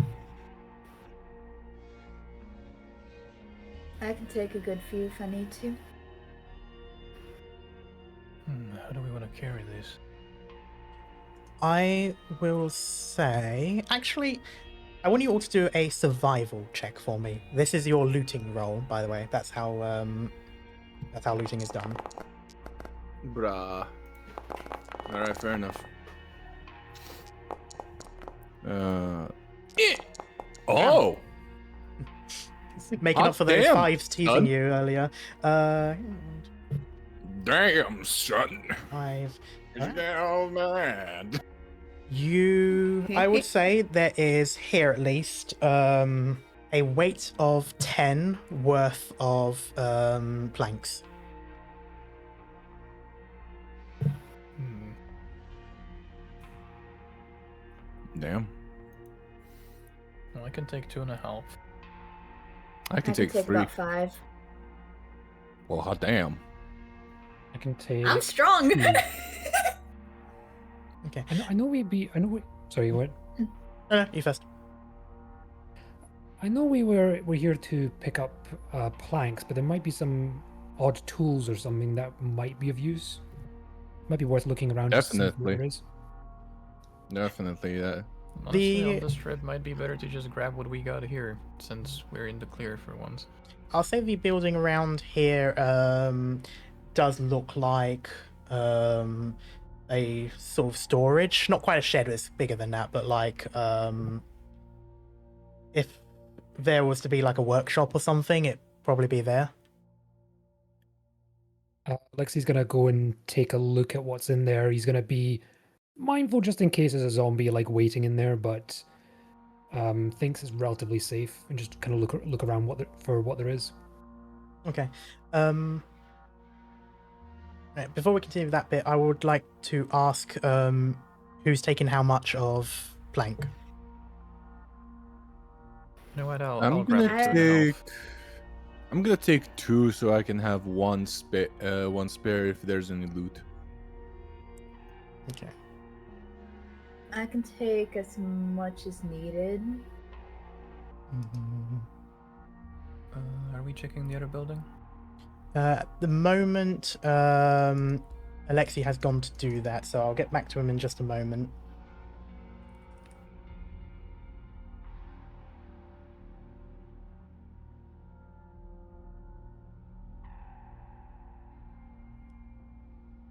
Alright, there we go. Alright, Aleksi, do a scout check first, seeing as he wanted to see if there was anything lurking. You don't spot anything lurking, at least. The building itself seems clear. Alrighty. In which case, I'd like you to do a survival. Survival check? Mhm. No. No, it looks like this place has been looted a bit more. Chances are there were probably things like, well, yeah, you can see leftover bits of tools. Mostly things like power ones, and even then, some of them have been torn apart for the bits inside. A shame. If there's nowhere else to check, is there anywhere else to check?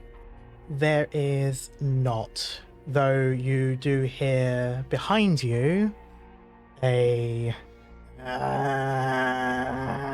Oh fuck. turning around.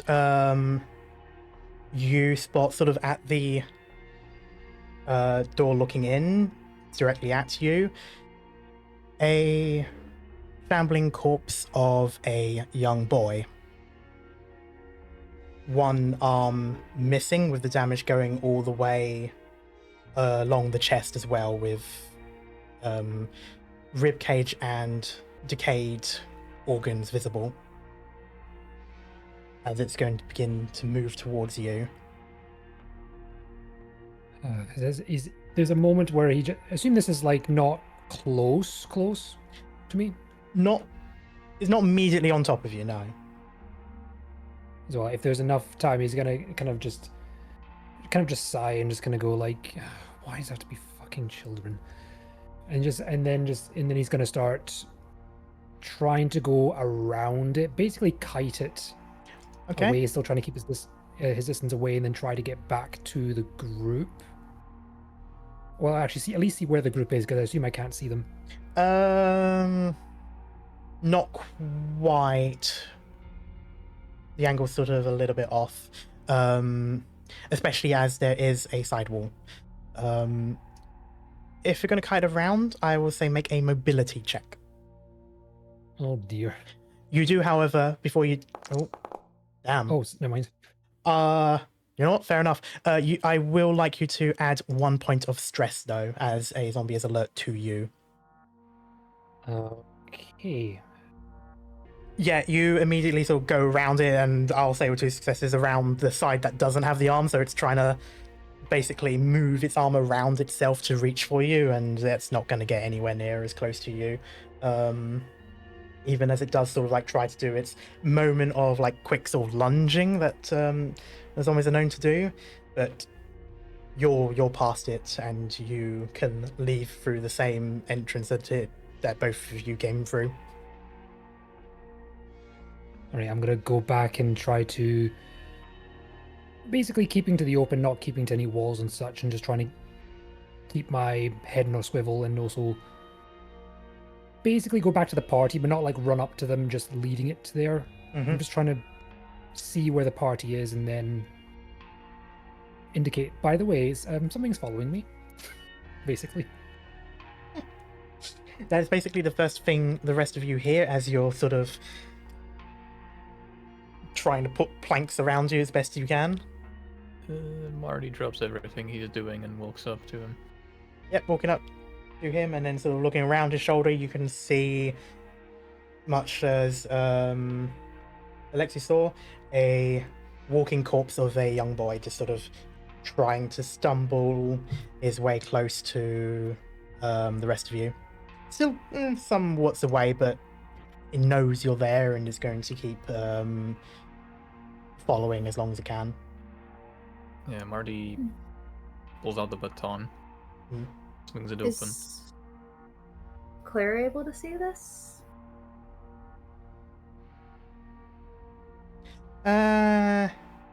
Yeah, I'd say, you know, you would have noticed Marty move and, well, what Aleksi said, so you can follow if you wish, you would see it. Yeah. About how old does it look? Probably, it's a bit hard to say with the decay, it seems like an older one. Probably along the lines of 9. You have to wager a guess. Oh, Yeah, when Marty sees that, he just like blames, "Oh, Jesus, that's a child." Yep. Clara's stepping back, trying to keep her distance, Oof. with tears starting to form in her eyes. Yeah, he makes a orthodox like cross sign and so like, Боже Господи. I think this is the kindest thing we can do for him now. And just gonna bring up the baseball bat. Clara looks Points away. out. Yeah, Marty prepares to swing as well. He I'm stands going next him. to. Yeah. I'm Same. gonna He's attempt to- preparing to like Okay. stab it. Nick, what were you saying? Oh, sorry. I was just gonna say I was gonna try to keep on its on the side where it doesn't have its arm, and then perhaps try to take a swing without it reach. But basically, trying to keep my distance, but then go for an opportunistic swing. Okay. In which case, I'll say you go first then. You can roll your bat. Okay, rolling my bat.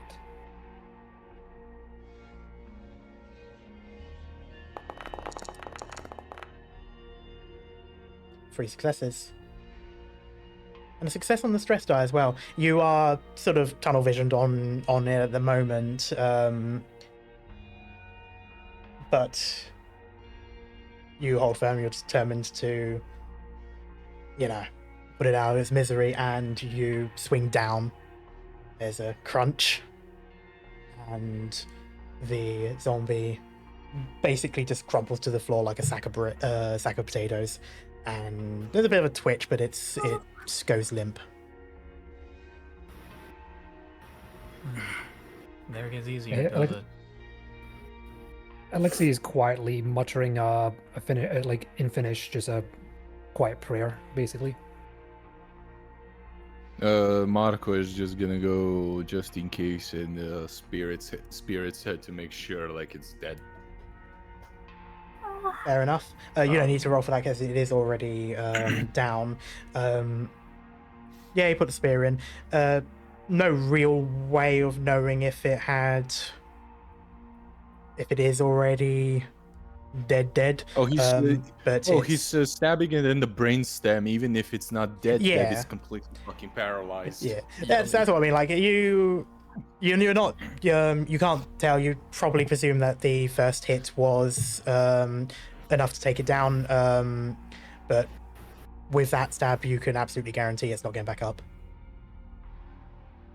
Sorry, Clara, but we have to be sure.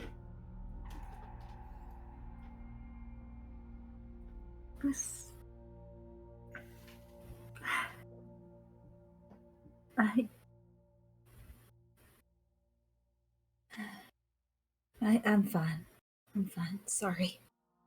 Ignore me. Hey, he's just like on the puts his arm on the shoulder. It's okay, dear. Trust me, I feel your pain. I am a father. Seeing this pains me to my core. But we have a job to do. We have to focus a little bit. You're strong. Just keep on until we go. She smiles, kind of waves you off a little bit. I'm fine. I promise. And she just kind of walks away from you, like straightening herself up a little bit so you can trying to prove that she's okay. Bravo. All right. He just taps on his shoulder. Keep at it. But she is keeping her gaze away from all of you, so you can't really truly see her face. Marty collapses the baton in his hands and stares at the corpse. Right. He just wipes the spear with a cloth and then he just throws it on the floor because he's not touching it again. Alright. Is that all? Yeah, there was nothing there. Let's grab the wood and get the fuck out of here. Fuck it. There's an unfortunate familiarity with this. It's not the first time any of you have had to do this, of course. Not a year and a half or so in.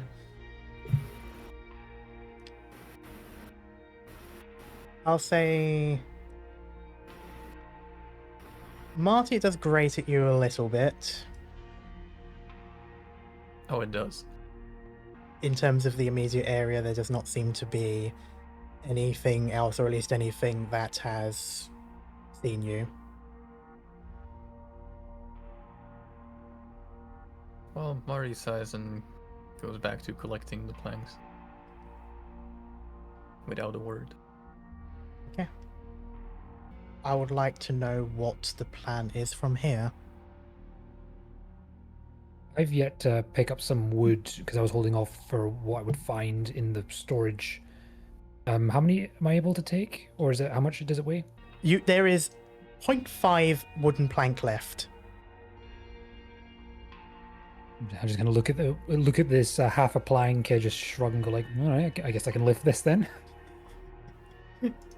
I will give you an half plank. Did you find any tools in there, or was it just the kid? Sadly not. It's all been looted or dismantled by other people who've come through here. Right. Let's get the hell out of here then. I just want to go home. Great. No, yeah, definitely. Maybe if... never mind. Maybe we could have gone to the masonry and find some tools, but it's gonna be a long way from there. We can do that next time. We're already carrying quite a bit. No, yeah, definitely. I've got some room to carry in case we want to basically pick up something quickly. If we can. I mean, I have one as well, but... If we happen to come across anything on the way back, sure, feel free to, but... I say we think. don't go out of our way. Yeah. Fair. All right. Oh wait, Should be oh, enough we're to checking fix again. the Oh, building. fair. So, Yeah, well, let's go. if I'm interpreting this right, you're going back the way you came along the river until you go back to the Yes. end of the road. Okay. Yeah. In which case, I will say if anyone is looking to see if there's anything that catches their interest along the way, you can make a scout check for that. Okay, I guess we're looking. I don't think Yeah. Clara's YOLO. looking. Fuck. That's fair. Fuck. Claire has a Check. lot on her mind. Scout check with your Yeah. red die. Okay. Scout. Great success. You notice that the group of zombies that were around those 3 buildings by the KP Performance, you've noticed that they have seemingly moved on. Oh. Well, I vote for not stopping there.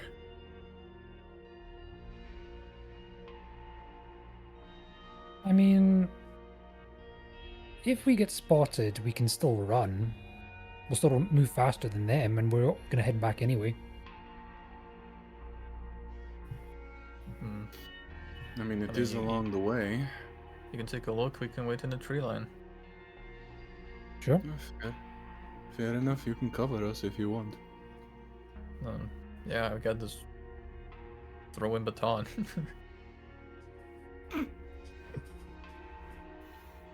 Alexi's in the mood for hitting something. Valid. Yeah, you can see that Marty's a little bit more desensitized at this point. Though the kids are still pretty heavy. Absolutely fair enough. Yeah, that's kind of why. Okay. In which case, so Alexa, you're going to the KP Performance. Were you following Marko? Yeah. Yeah. I mean, I'm technically following him, but yeah. Yeah. That's fair. All right. In which case, I'd like you both to make another scout. Oh, I hate this with a burning passion.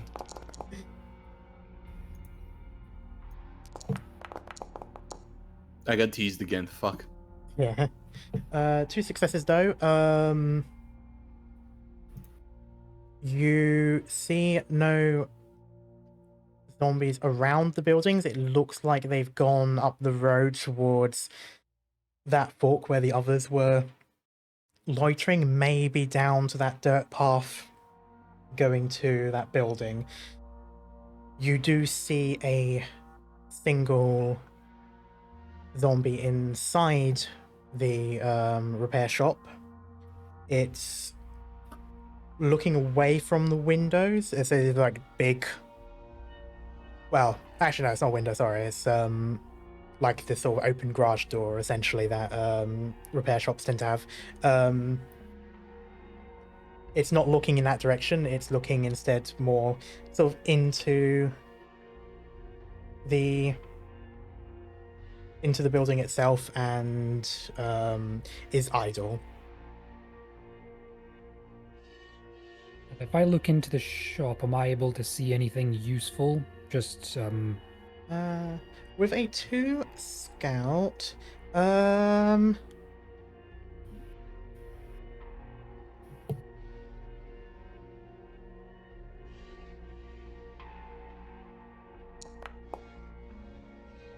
you see some parts on the counter, like car parts. They may have value, or they could be old ones that were taken out of something.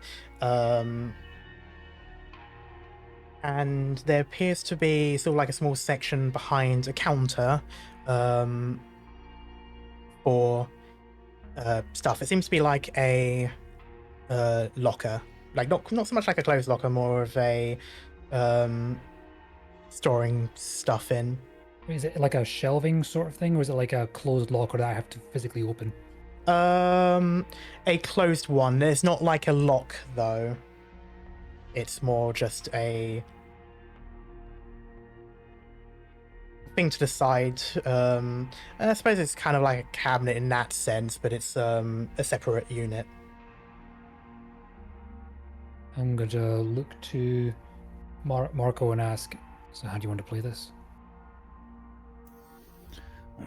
Well, the thing, it definitely doesn't have us in view. Maybe. I mean, I'm not capable of sneaking around it, but maybe we can jump on it. I could try sneaking and trying to get to the locker. There might be something useful in there. If I get spotted, you could potentially... It would come towards me, and you can attack it from behind. Worth a shot. Risky, but worth a shot. As they say, risk it for the biscuit. Only way to survive in this fucking hole.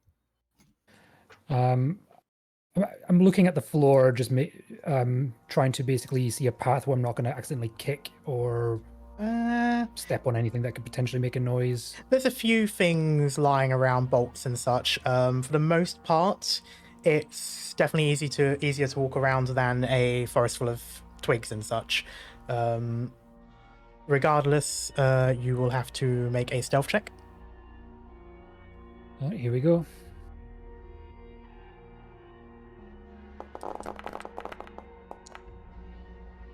Success. You walk in. Your sort of slow, steady steps, boots light on the ground, and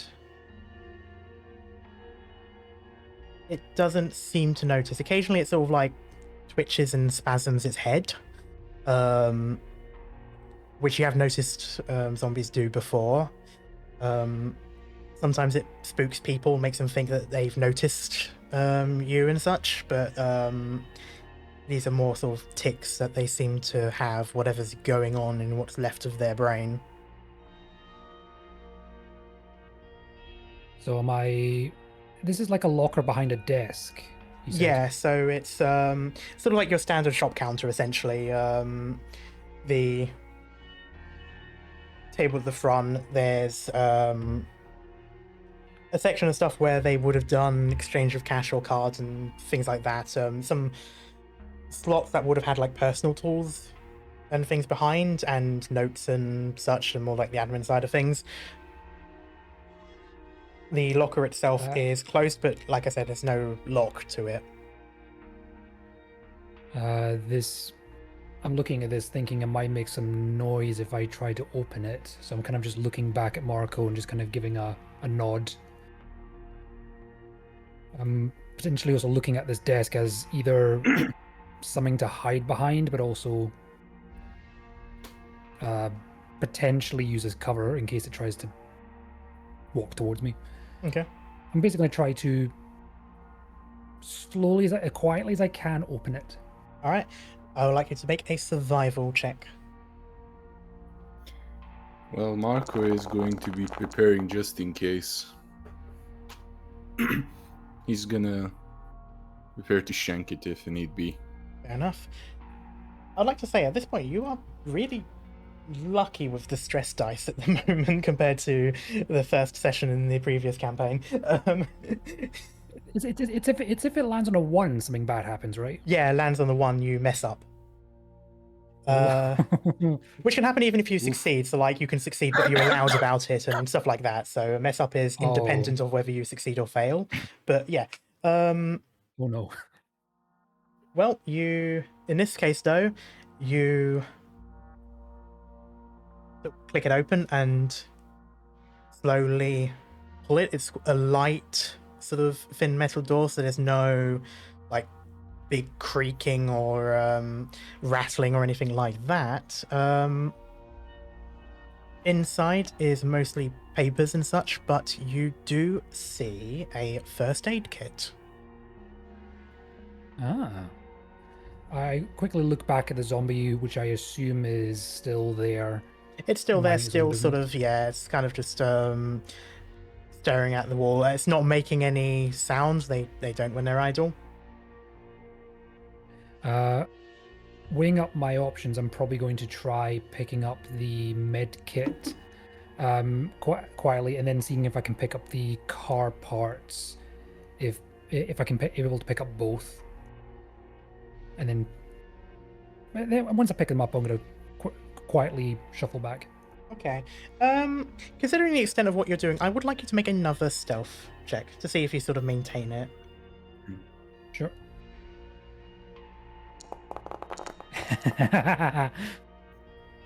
Fuck. Here we go. I jinxed it, I guess. Sorry. How dare you, Well, we Dark? needed one at least. We needed at least one. Yeah. I will say that you get the parts. So, before we continue beyond this, you were able to grab tiny items, 4 spark plugs, an ignition coil.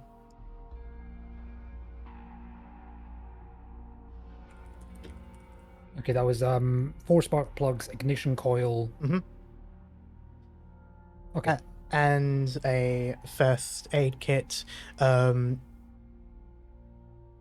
the moment, you haven't checked, so I can't tell you if it's just a few things or enough to make it a basic medical gear item. So for now, we'll leave that as is. But as you are about to leave, you hear a crunch as you step on some glass. And in that Just quietly moment, go.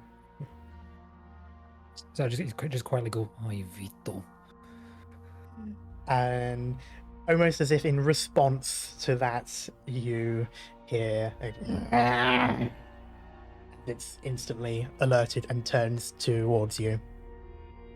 I book it. Marko is going to. It's not looking at me, right? It is focused entirely on Aleksi. Whether or not it acknowledges your existence, you're not entirely sure. They will tunnel vision on the first person they see and only move to the next when they can, or if you then get closer than he is. Okay, I'm gonna shank him. Right, roll your spear. La spera. La hasta. Is that how you call it? Yeah, hasta. Or something like that. Well, hasta la vista. With a 2, you lunge it forward, get it in its eye all the way into the brain, and there's a moment where it like tenses up and spasms, and then sort of just drops down onto like its knees and crumples down, just pretty much straight downwards. It sort of like takes the spear with you. You're still holding onto it, but like, you know, you still have to like lower it in order to keep up with its mass dropping, but afterwards you can pull it out.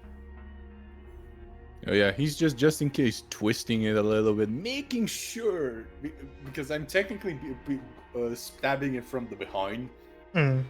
So like I'm just making sure I mess up the brain a little bit, just in case, and pull it out. That's fair. You see the occasional sort of like flick of fingers and such, as it's kind of like, you know, you're messing with the brain, but you pull out and you're confident that it is dead. Oh yeah, what? You alright, kid? Yeah, nice work. And I hold out, still holding on to the car parts. I'm just gonna like offer a fist bump.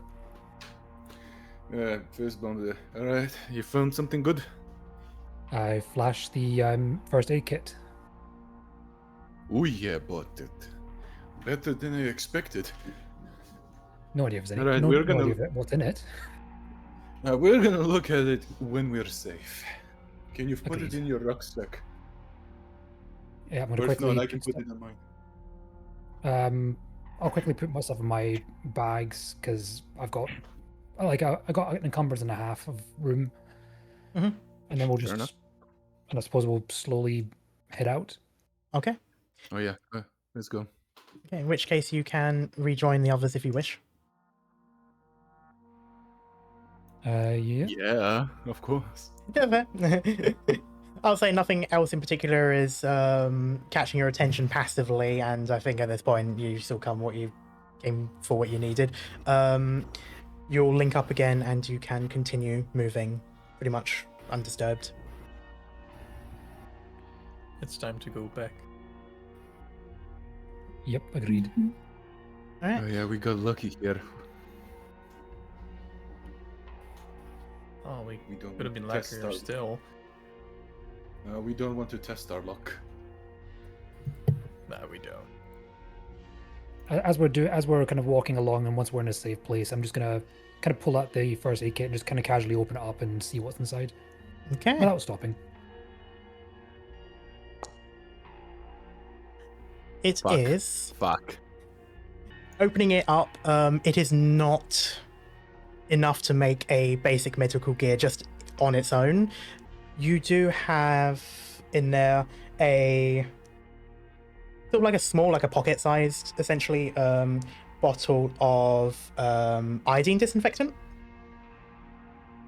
and 2 bandages. So I will put those as tiny items. Thank you. I'm just gonna show that, just kind of show the contents to Marko and says, "Is this the disinfectant what you're looking for?" Oof, iodine. Yeah, it disinfects wounds, so it does something.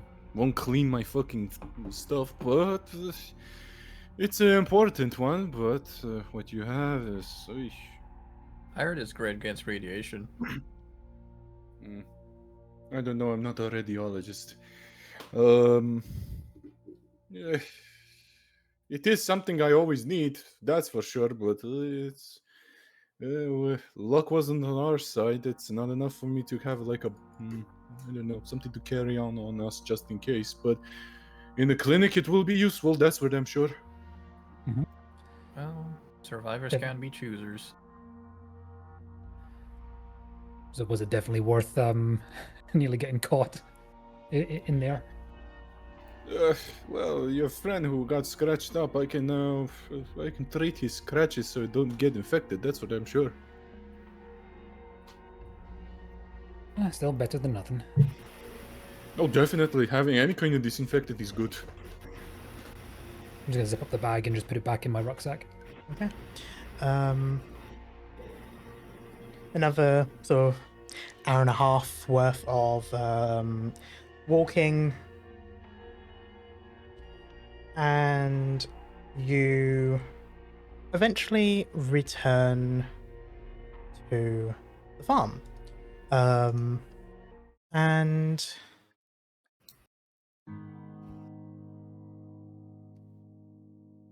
sort of the gates close behind you, and that sort of sense of relief that a lot of people have when they come back after a run, where at the very least they know they don't have to look over their shoulders anymore.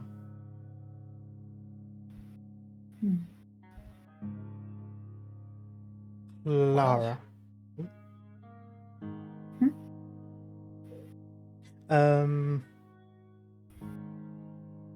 You,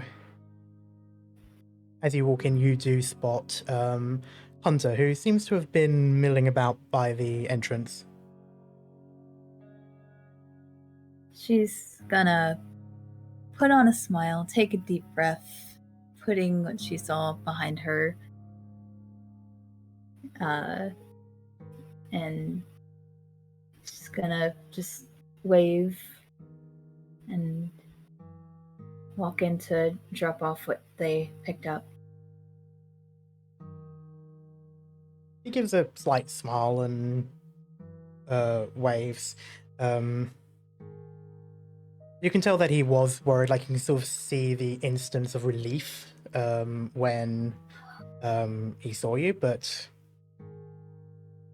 as usual, he sort of tries to keep it under not a monotone. He's not like doing poker face or anything like that. It's just him trying to be professional, I suppose you could say. Yeah.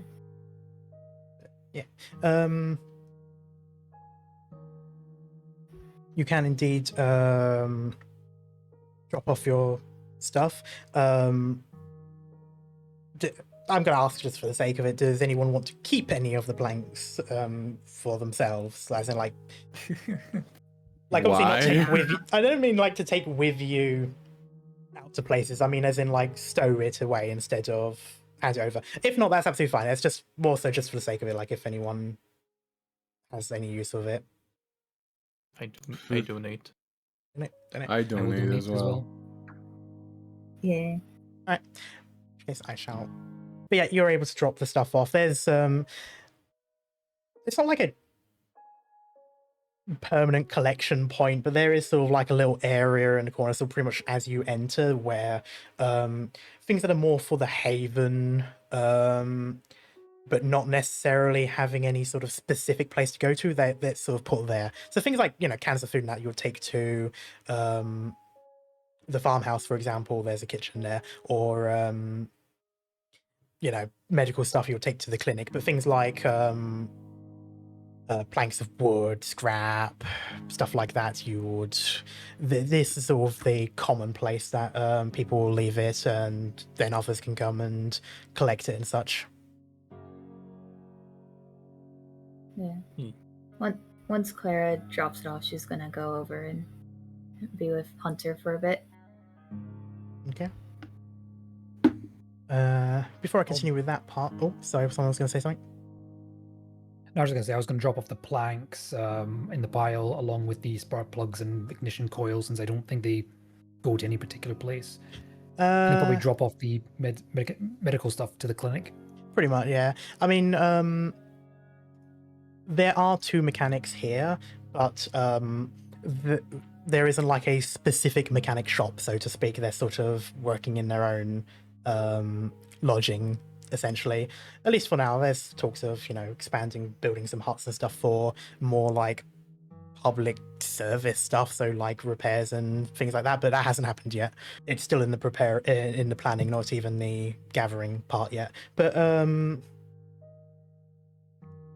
for now, yeah, leaving it in that corner is probably the best, because otherwise it means going into, you know, someone's room. Yeah. Okay. In which case, yeah, before I continue with Clara's side of things, does anyone... is there anything anyone will be doing at this point? It's sort of like late afternoon, encroaching evening. So is there anything anyone wants to sort of do pretty much at this point to sort of wind down, or if they want to help out with things, stuff like that? Well, Aleksi will... Sorry, go ahead. No, you can go. Thank you. Aleksi was probably going to go and grab something to eat, because I don't think he's eaten in a while. But then he's just going to kind of go up somewhere and just kind of chill out and try to de-stress from everything that's happened. Maybe the water tower again, if he thinks he won't get spotted. Fair enough. Food will be in a little bit. There's typically like a breakfast, sort of like early morning, and a sort of dinner more towards the evening. They try to do things like lunches and stuff. And while, you know, this is a farm and they do have a bit more resources in terms of food and stuff, that's sort of more of a grazing snack kind of thing as opposed to an actual meal. It depends on just like what they grab. But yeah, you can wait for that and sort of have dinner when it is available, and afterwards you can spend the evening on the watchtower, the water tower. Cool. Well, Marko is gonna be how do I say this? He's gonna go visit see his son, make sure everything's all right and stuff like that. Then he's gonna go possibly check on Clara because doctor wrote he saw somebody, and he has to he swore an oath. He's not a he's not a shrink, but he's the closest thing to anybody has for that. Okay. All right. In which case, we'll pause on you for a moment. Marty. Yeah, Marty's gonna check his gear, clean his clothes, and then he's gonna try to assume some position of guard duty somewhere. Okay. Probably just asking people, whoever wants to go off for some hours so he can take over. Fair enough. Yeah, you can absolutely do that. Go through your gear and stuff. Some of your clothing is getting a little bit worn, but it's nothing to worry about too much at the moment. You check your. He does take weapons and care of stuff. his things. Absolutely. And I imagine it's sort of also a bit of like a. I was gonna say a habit. I mean, that's technically is a habit for everyone, but like a thing to do to de-stress as well. Pretty much, yeah. It's a routine. And yeah, you go through all that with pretty much without a hitch. Everything is still fine in terms of your gear. And yeah, there's a rotation of shifts and such, but it is a little bit loose. So at this point, you're not specifically slated for any sort of guard shift because you went out scouting, so they sort of give you the time to recuperate, but you're more than welcome to ask someone, and most of the people here are more than happy to take a break as well, so you're able to take along either walking around the perimeter or on one of the watchtowers and take a moment to look out. It is a calm evening. I'll take a watchtower duty. Okay. In which case, we're going to go back to Clara first. Hunter's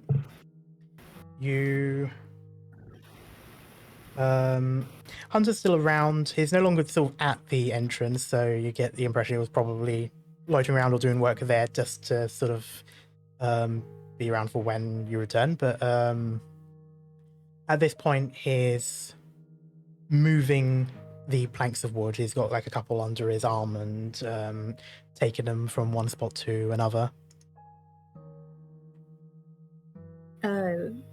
Clara's quieter than she usually is. She's putting up a smile. She's staying positive, just that way they don't worry. But he probably notices this, but she is fidgeting with the ring on her right hand. And is just kind of quietly watching. You notice every now and then he winces a little bit while he's lifting his stuff around. Of course, he had the cuts on his fingers, probably from climbing something. And it doesn't look like he's actually gone to get it tended to. But he does spot you. He gives a sort of like a polite smile, but he does notice as that sort of small like half smirk he has becomes a bit of a frown. He drops blanks off and walks over, and he just says a very simple phrase: "Rough scout." It was fun for the most part. Just had to face a couple of them. You know how it goes. Yeah. Sure as hell sucks. You want to talk about it? I don't think it's anything for you to worry about.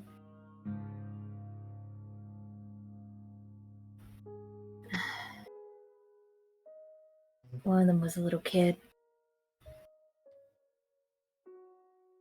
He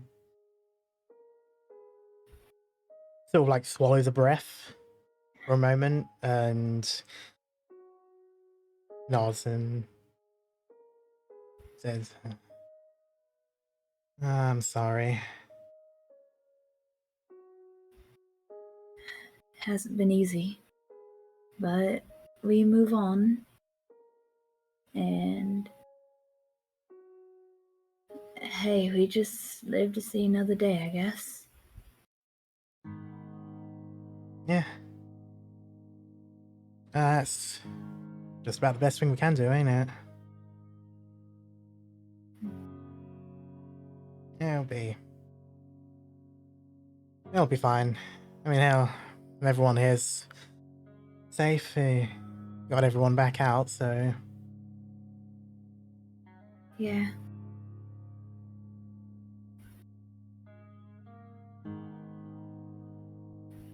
I told you about them, have I? My kids?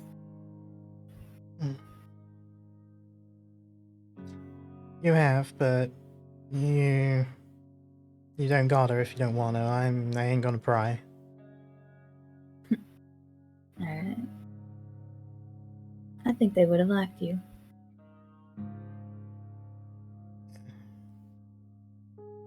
I don't know.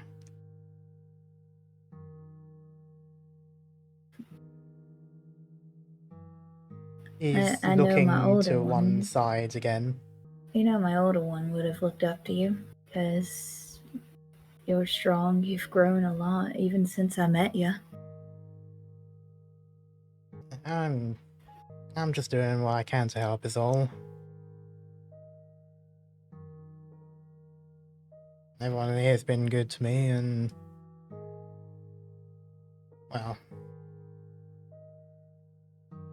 it just is. Right. Well, if you need any help with this, and she just kind of perks up again with a smile and moves over to help carry some of the wood. I can help out with this. It looks like you still need to take care of yourself. It just stings a bit is all. It'll be fine. Maybe you should get some rest first. If there's still some stuff left over, you can help then. I'll say it's also around this point, Marko, you would have finished spending time with your son and gone over to find Clara. All right, here we go.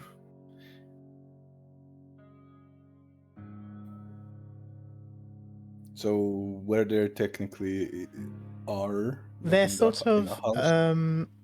at this point they're outside. They're not too close to the entrance, but they're from the entrance closer to the farmhouse, so number one. You see that Hunter's been taking the planks that you collected over to store them there. And at the moment it's with Clara. All right, he's gonna go where they are.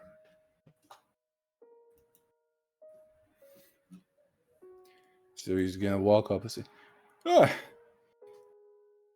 well, you look okay." And he does. Marko see also Hunter's scratches and stuff like that. Yeah, I mean he's still got the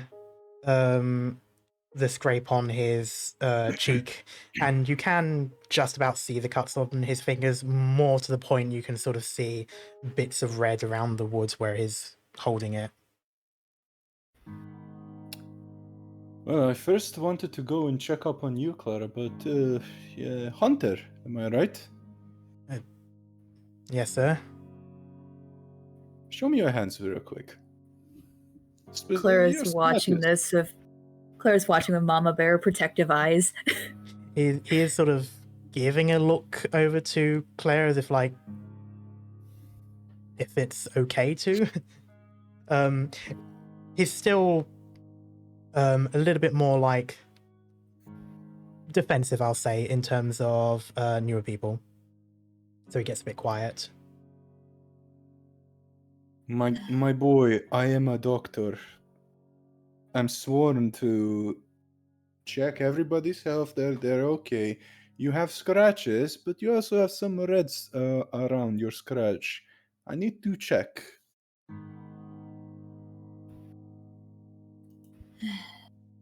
All right. Hey, we don't want to, Clara. We don't want to risk an infection right now in this I type of know. place. I know. All right, it's gonna be okay. Don't worry. He sort All of right. It'll be all right.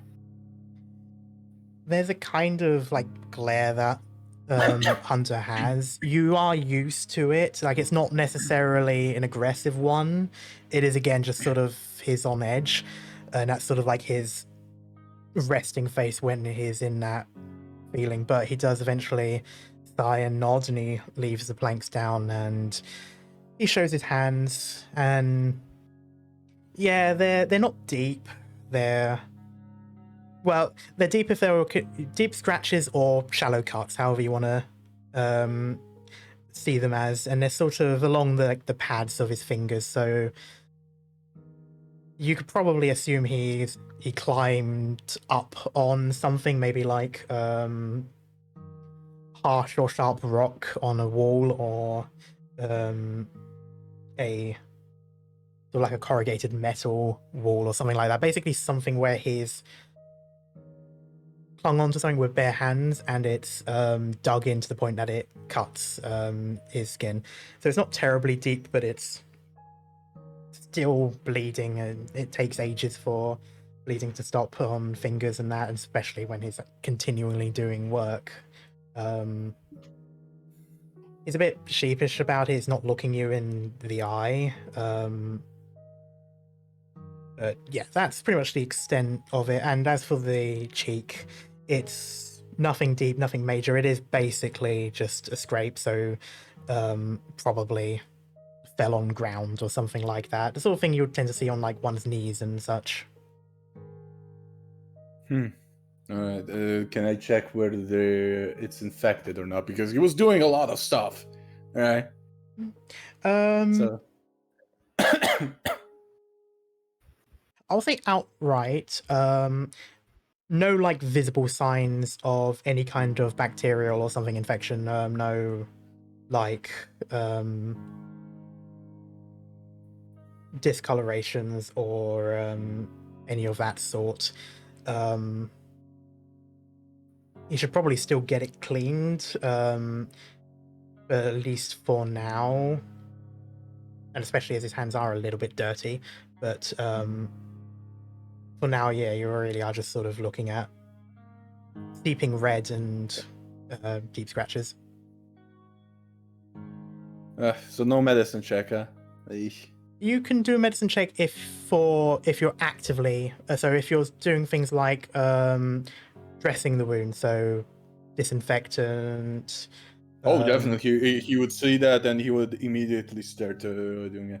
Okay, yeah, then yeah. So yeah. I was gonna say, like, you don't need a medicine check, at least outright, for more obvious wounds and such in terms of diagnosing, but actively like tending to the wound, so disinfecting and things like plasters or whatever to keep it closed. Yeah, roll me a medicine check. Oh, fucking hell. Well, at least I got a 1. Yep. Oh, so many. Okay. Oh, man. You put it on, you sort of, he winces, he hisses, stuff like that, because it stings. But he's trying to keep his mouth shut. He's not letting out any sort of yell or anything like that. He's just sort of holding firm. His body's tensed up, but he's just sort of letting it happen. So how old is he? About 15. Oh, come on.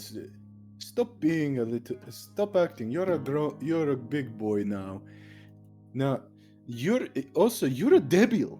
Why the hell are you carrying all of this, working while you're all of this? Clara clearly tenses up and just walks over. Like you could have easily gotten an infection. Did you even properly wash your hands and clean everything?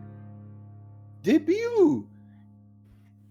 You want to get sick? At this point, he pulls his hands away from you, and he has a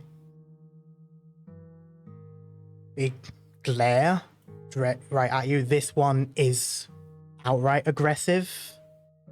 You haven't seen this yourself, but you have heard that it is like this at times. And he just goes, "Whatever, man, it's fine. I can take care of myself." And he actually just outright storms off. You don't need to be so aggressive to him. Maybe, but he could have gotten a serious infection. I'm not I kidding. know. But you don't need to say all that to him. He might be grown and mature, but he's still a kid. He's my Maybe. kid. I know. I was raised like that. We Serbs are we are very direct. But I'm gonna tell you straight up, he was dirty and everything. He could have easily gotten a fever if I didn't see that. You could have handled it a lot more gently. You didn't need to be so... Maybe I got worried.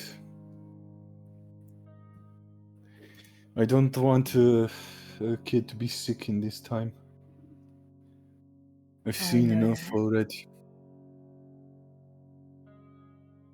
He's all I have in this world now.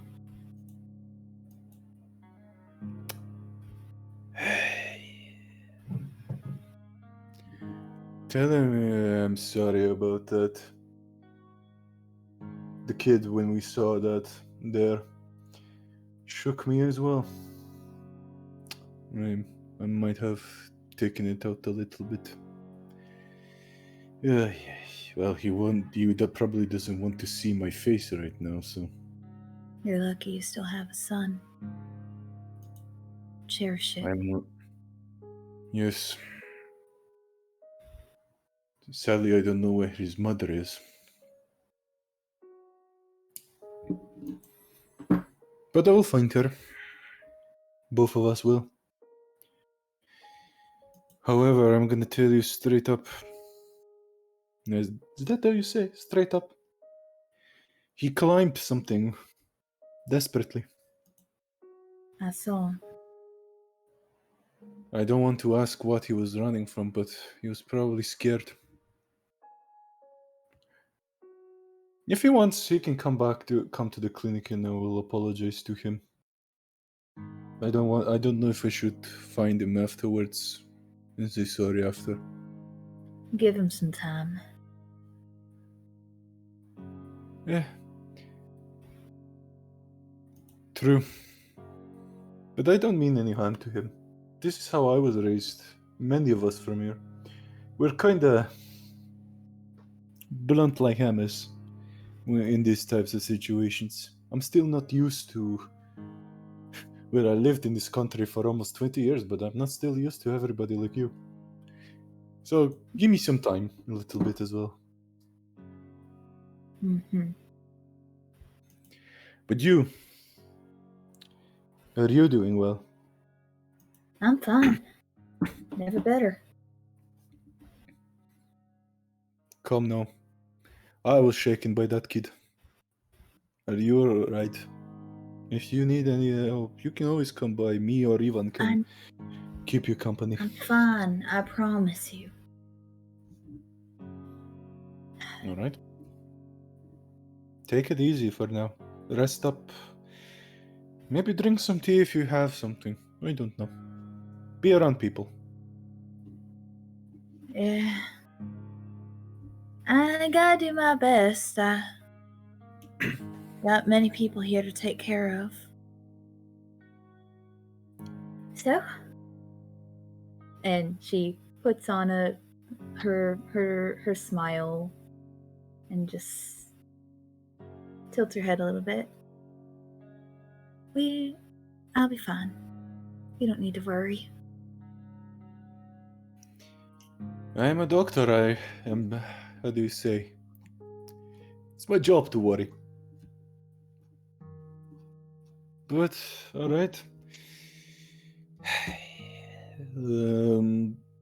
Make sure to regularly take off the band-aids I gave you and clean it. Normal water is good. I already disinfected it with anything, so that red will subside afterwards. However, he can't carry anything heavy wood, especially here. He has to take it easy. It's gonna reopen it. It bleeds like a motherfucker. Right. Well, hope you have a good night. And she's gonna end the conversation there and turn away. Alright. Good night. And he's just going back and I don't know. Yeah, he's kind of like saying under his breath, remember, they're Americans. You cannot act like your father. Okay. Well, a day in the life of the people who live at Andrew's farm. Marty watching all of that from the tower. You can definitely see it. The tower has a good view of both inside and out, in case the worst should happen. But yes, I'd say at this point we will draw the curtains as the day begins to set. And we have started this campaign strong. You've done what you can to help for the day. You've taken a look on the outside world and its many rather horrible reminders. But you push through and continue into another day. And that is where we will leave it here. We will be back again to witness the story of those who live in the scrap next time. But until then, thanks everyone for joining us, and we will see you next time. Bye-bye.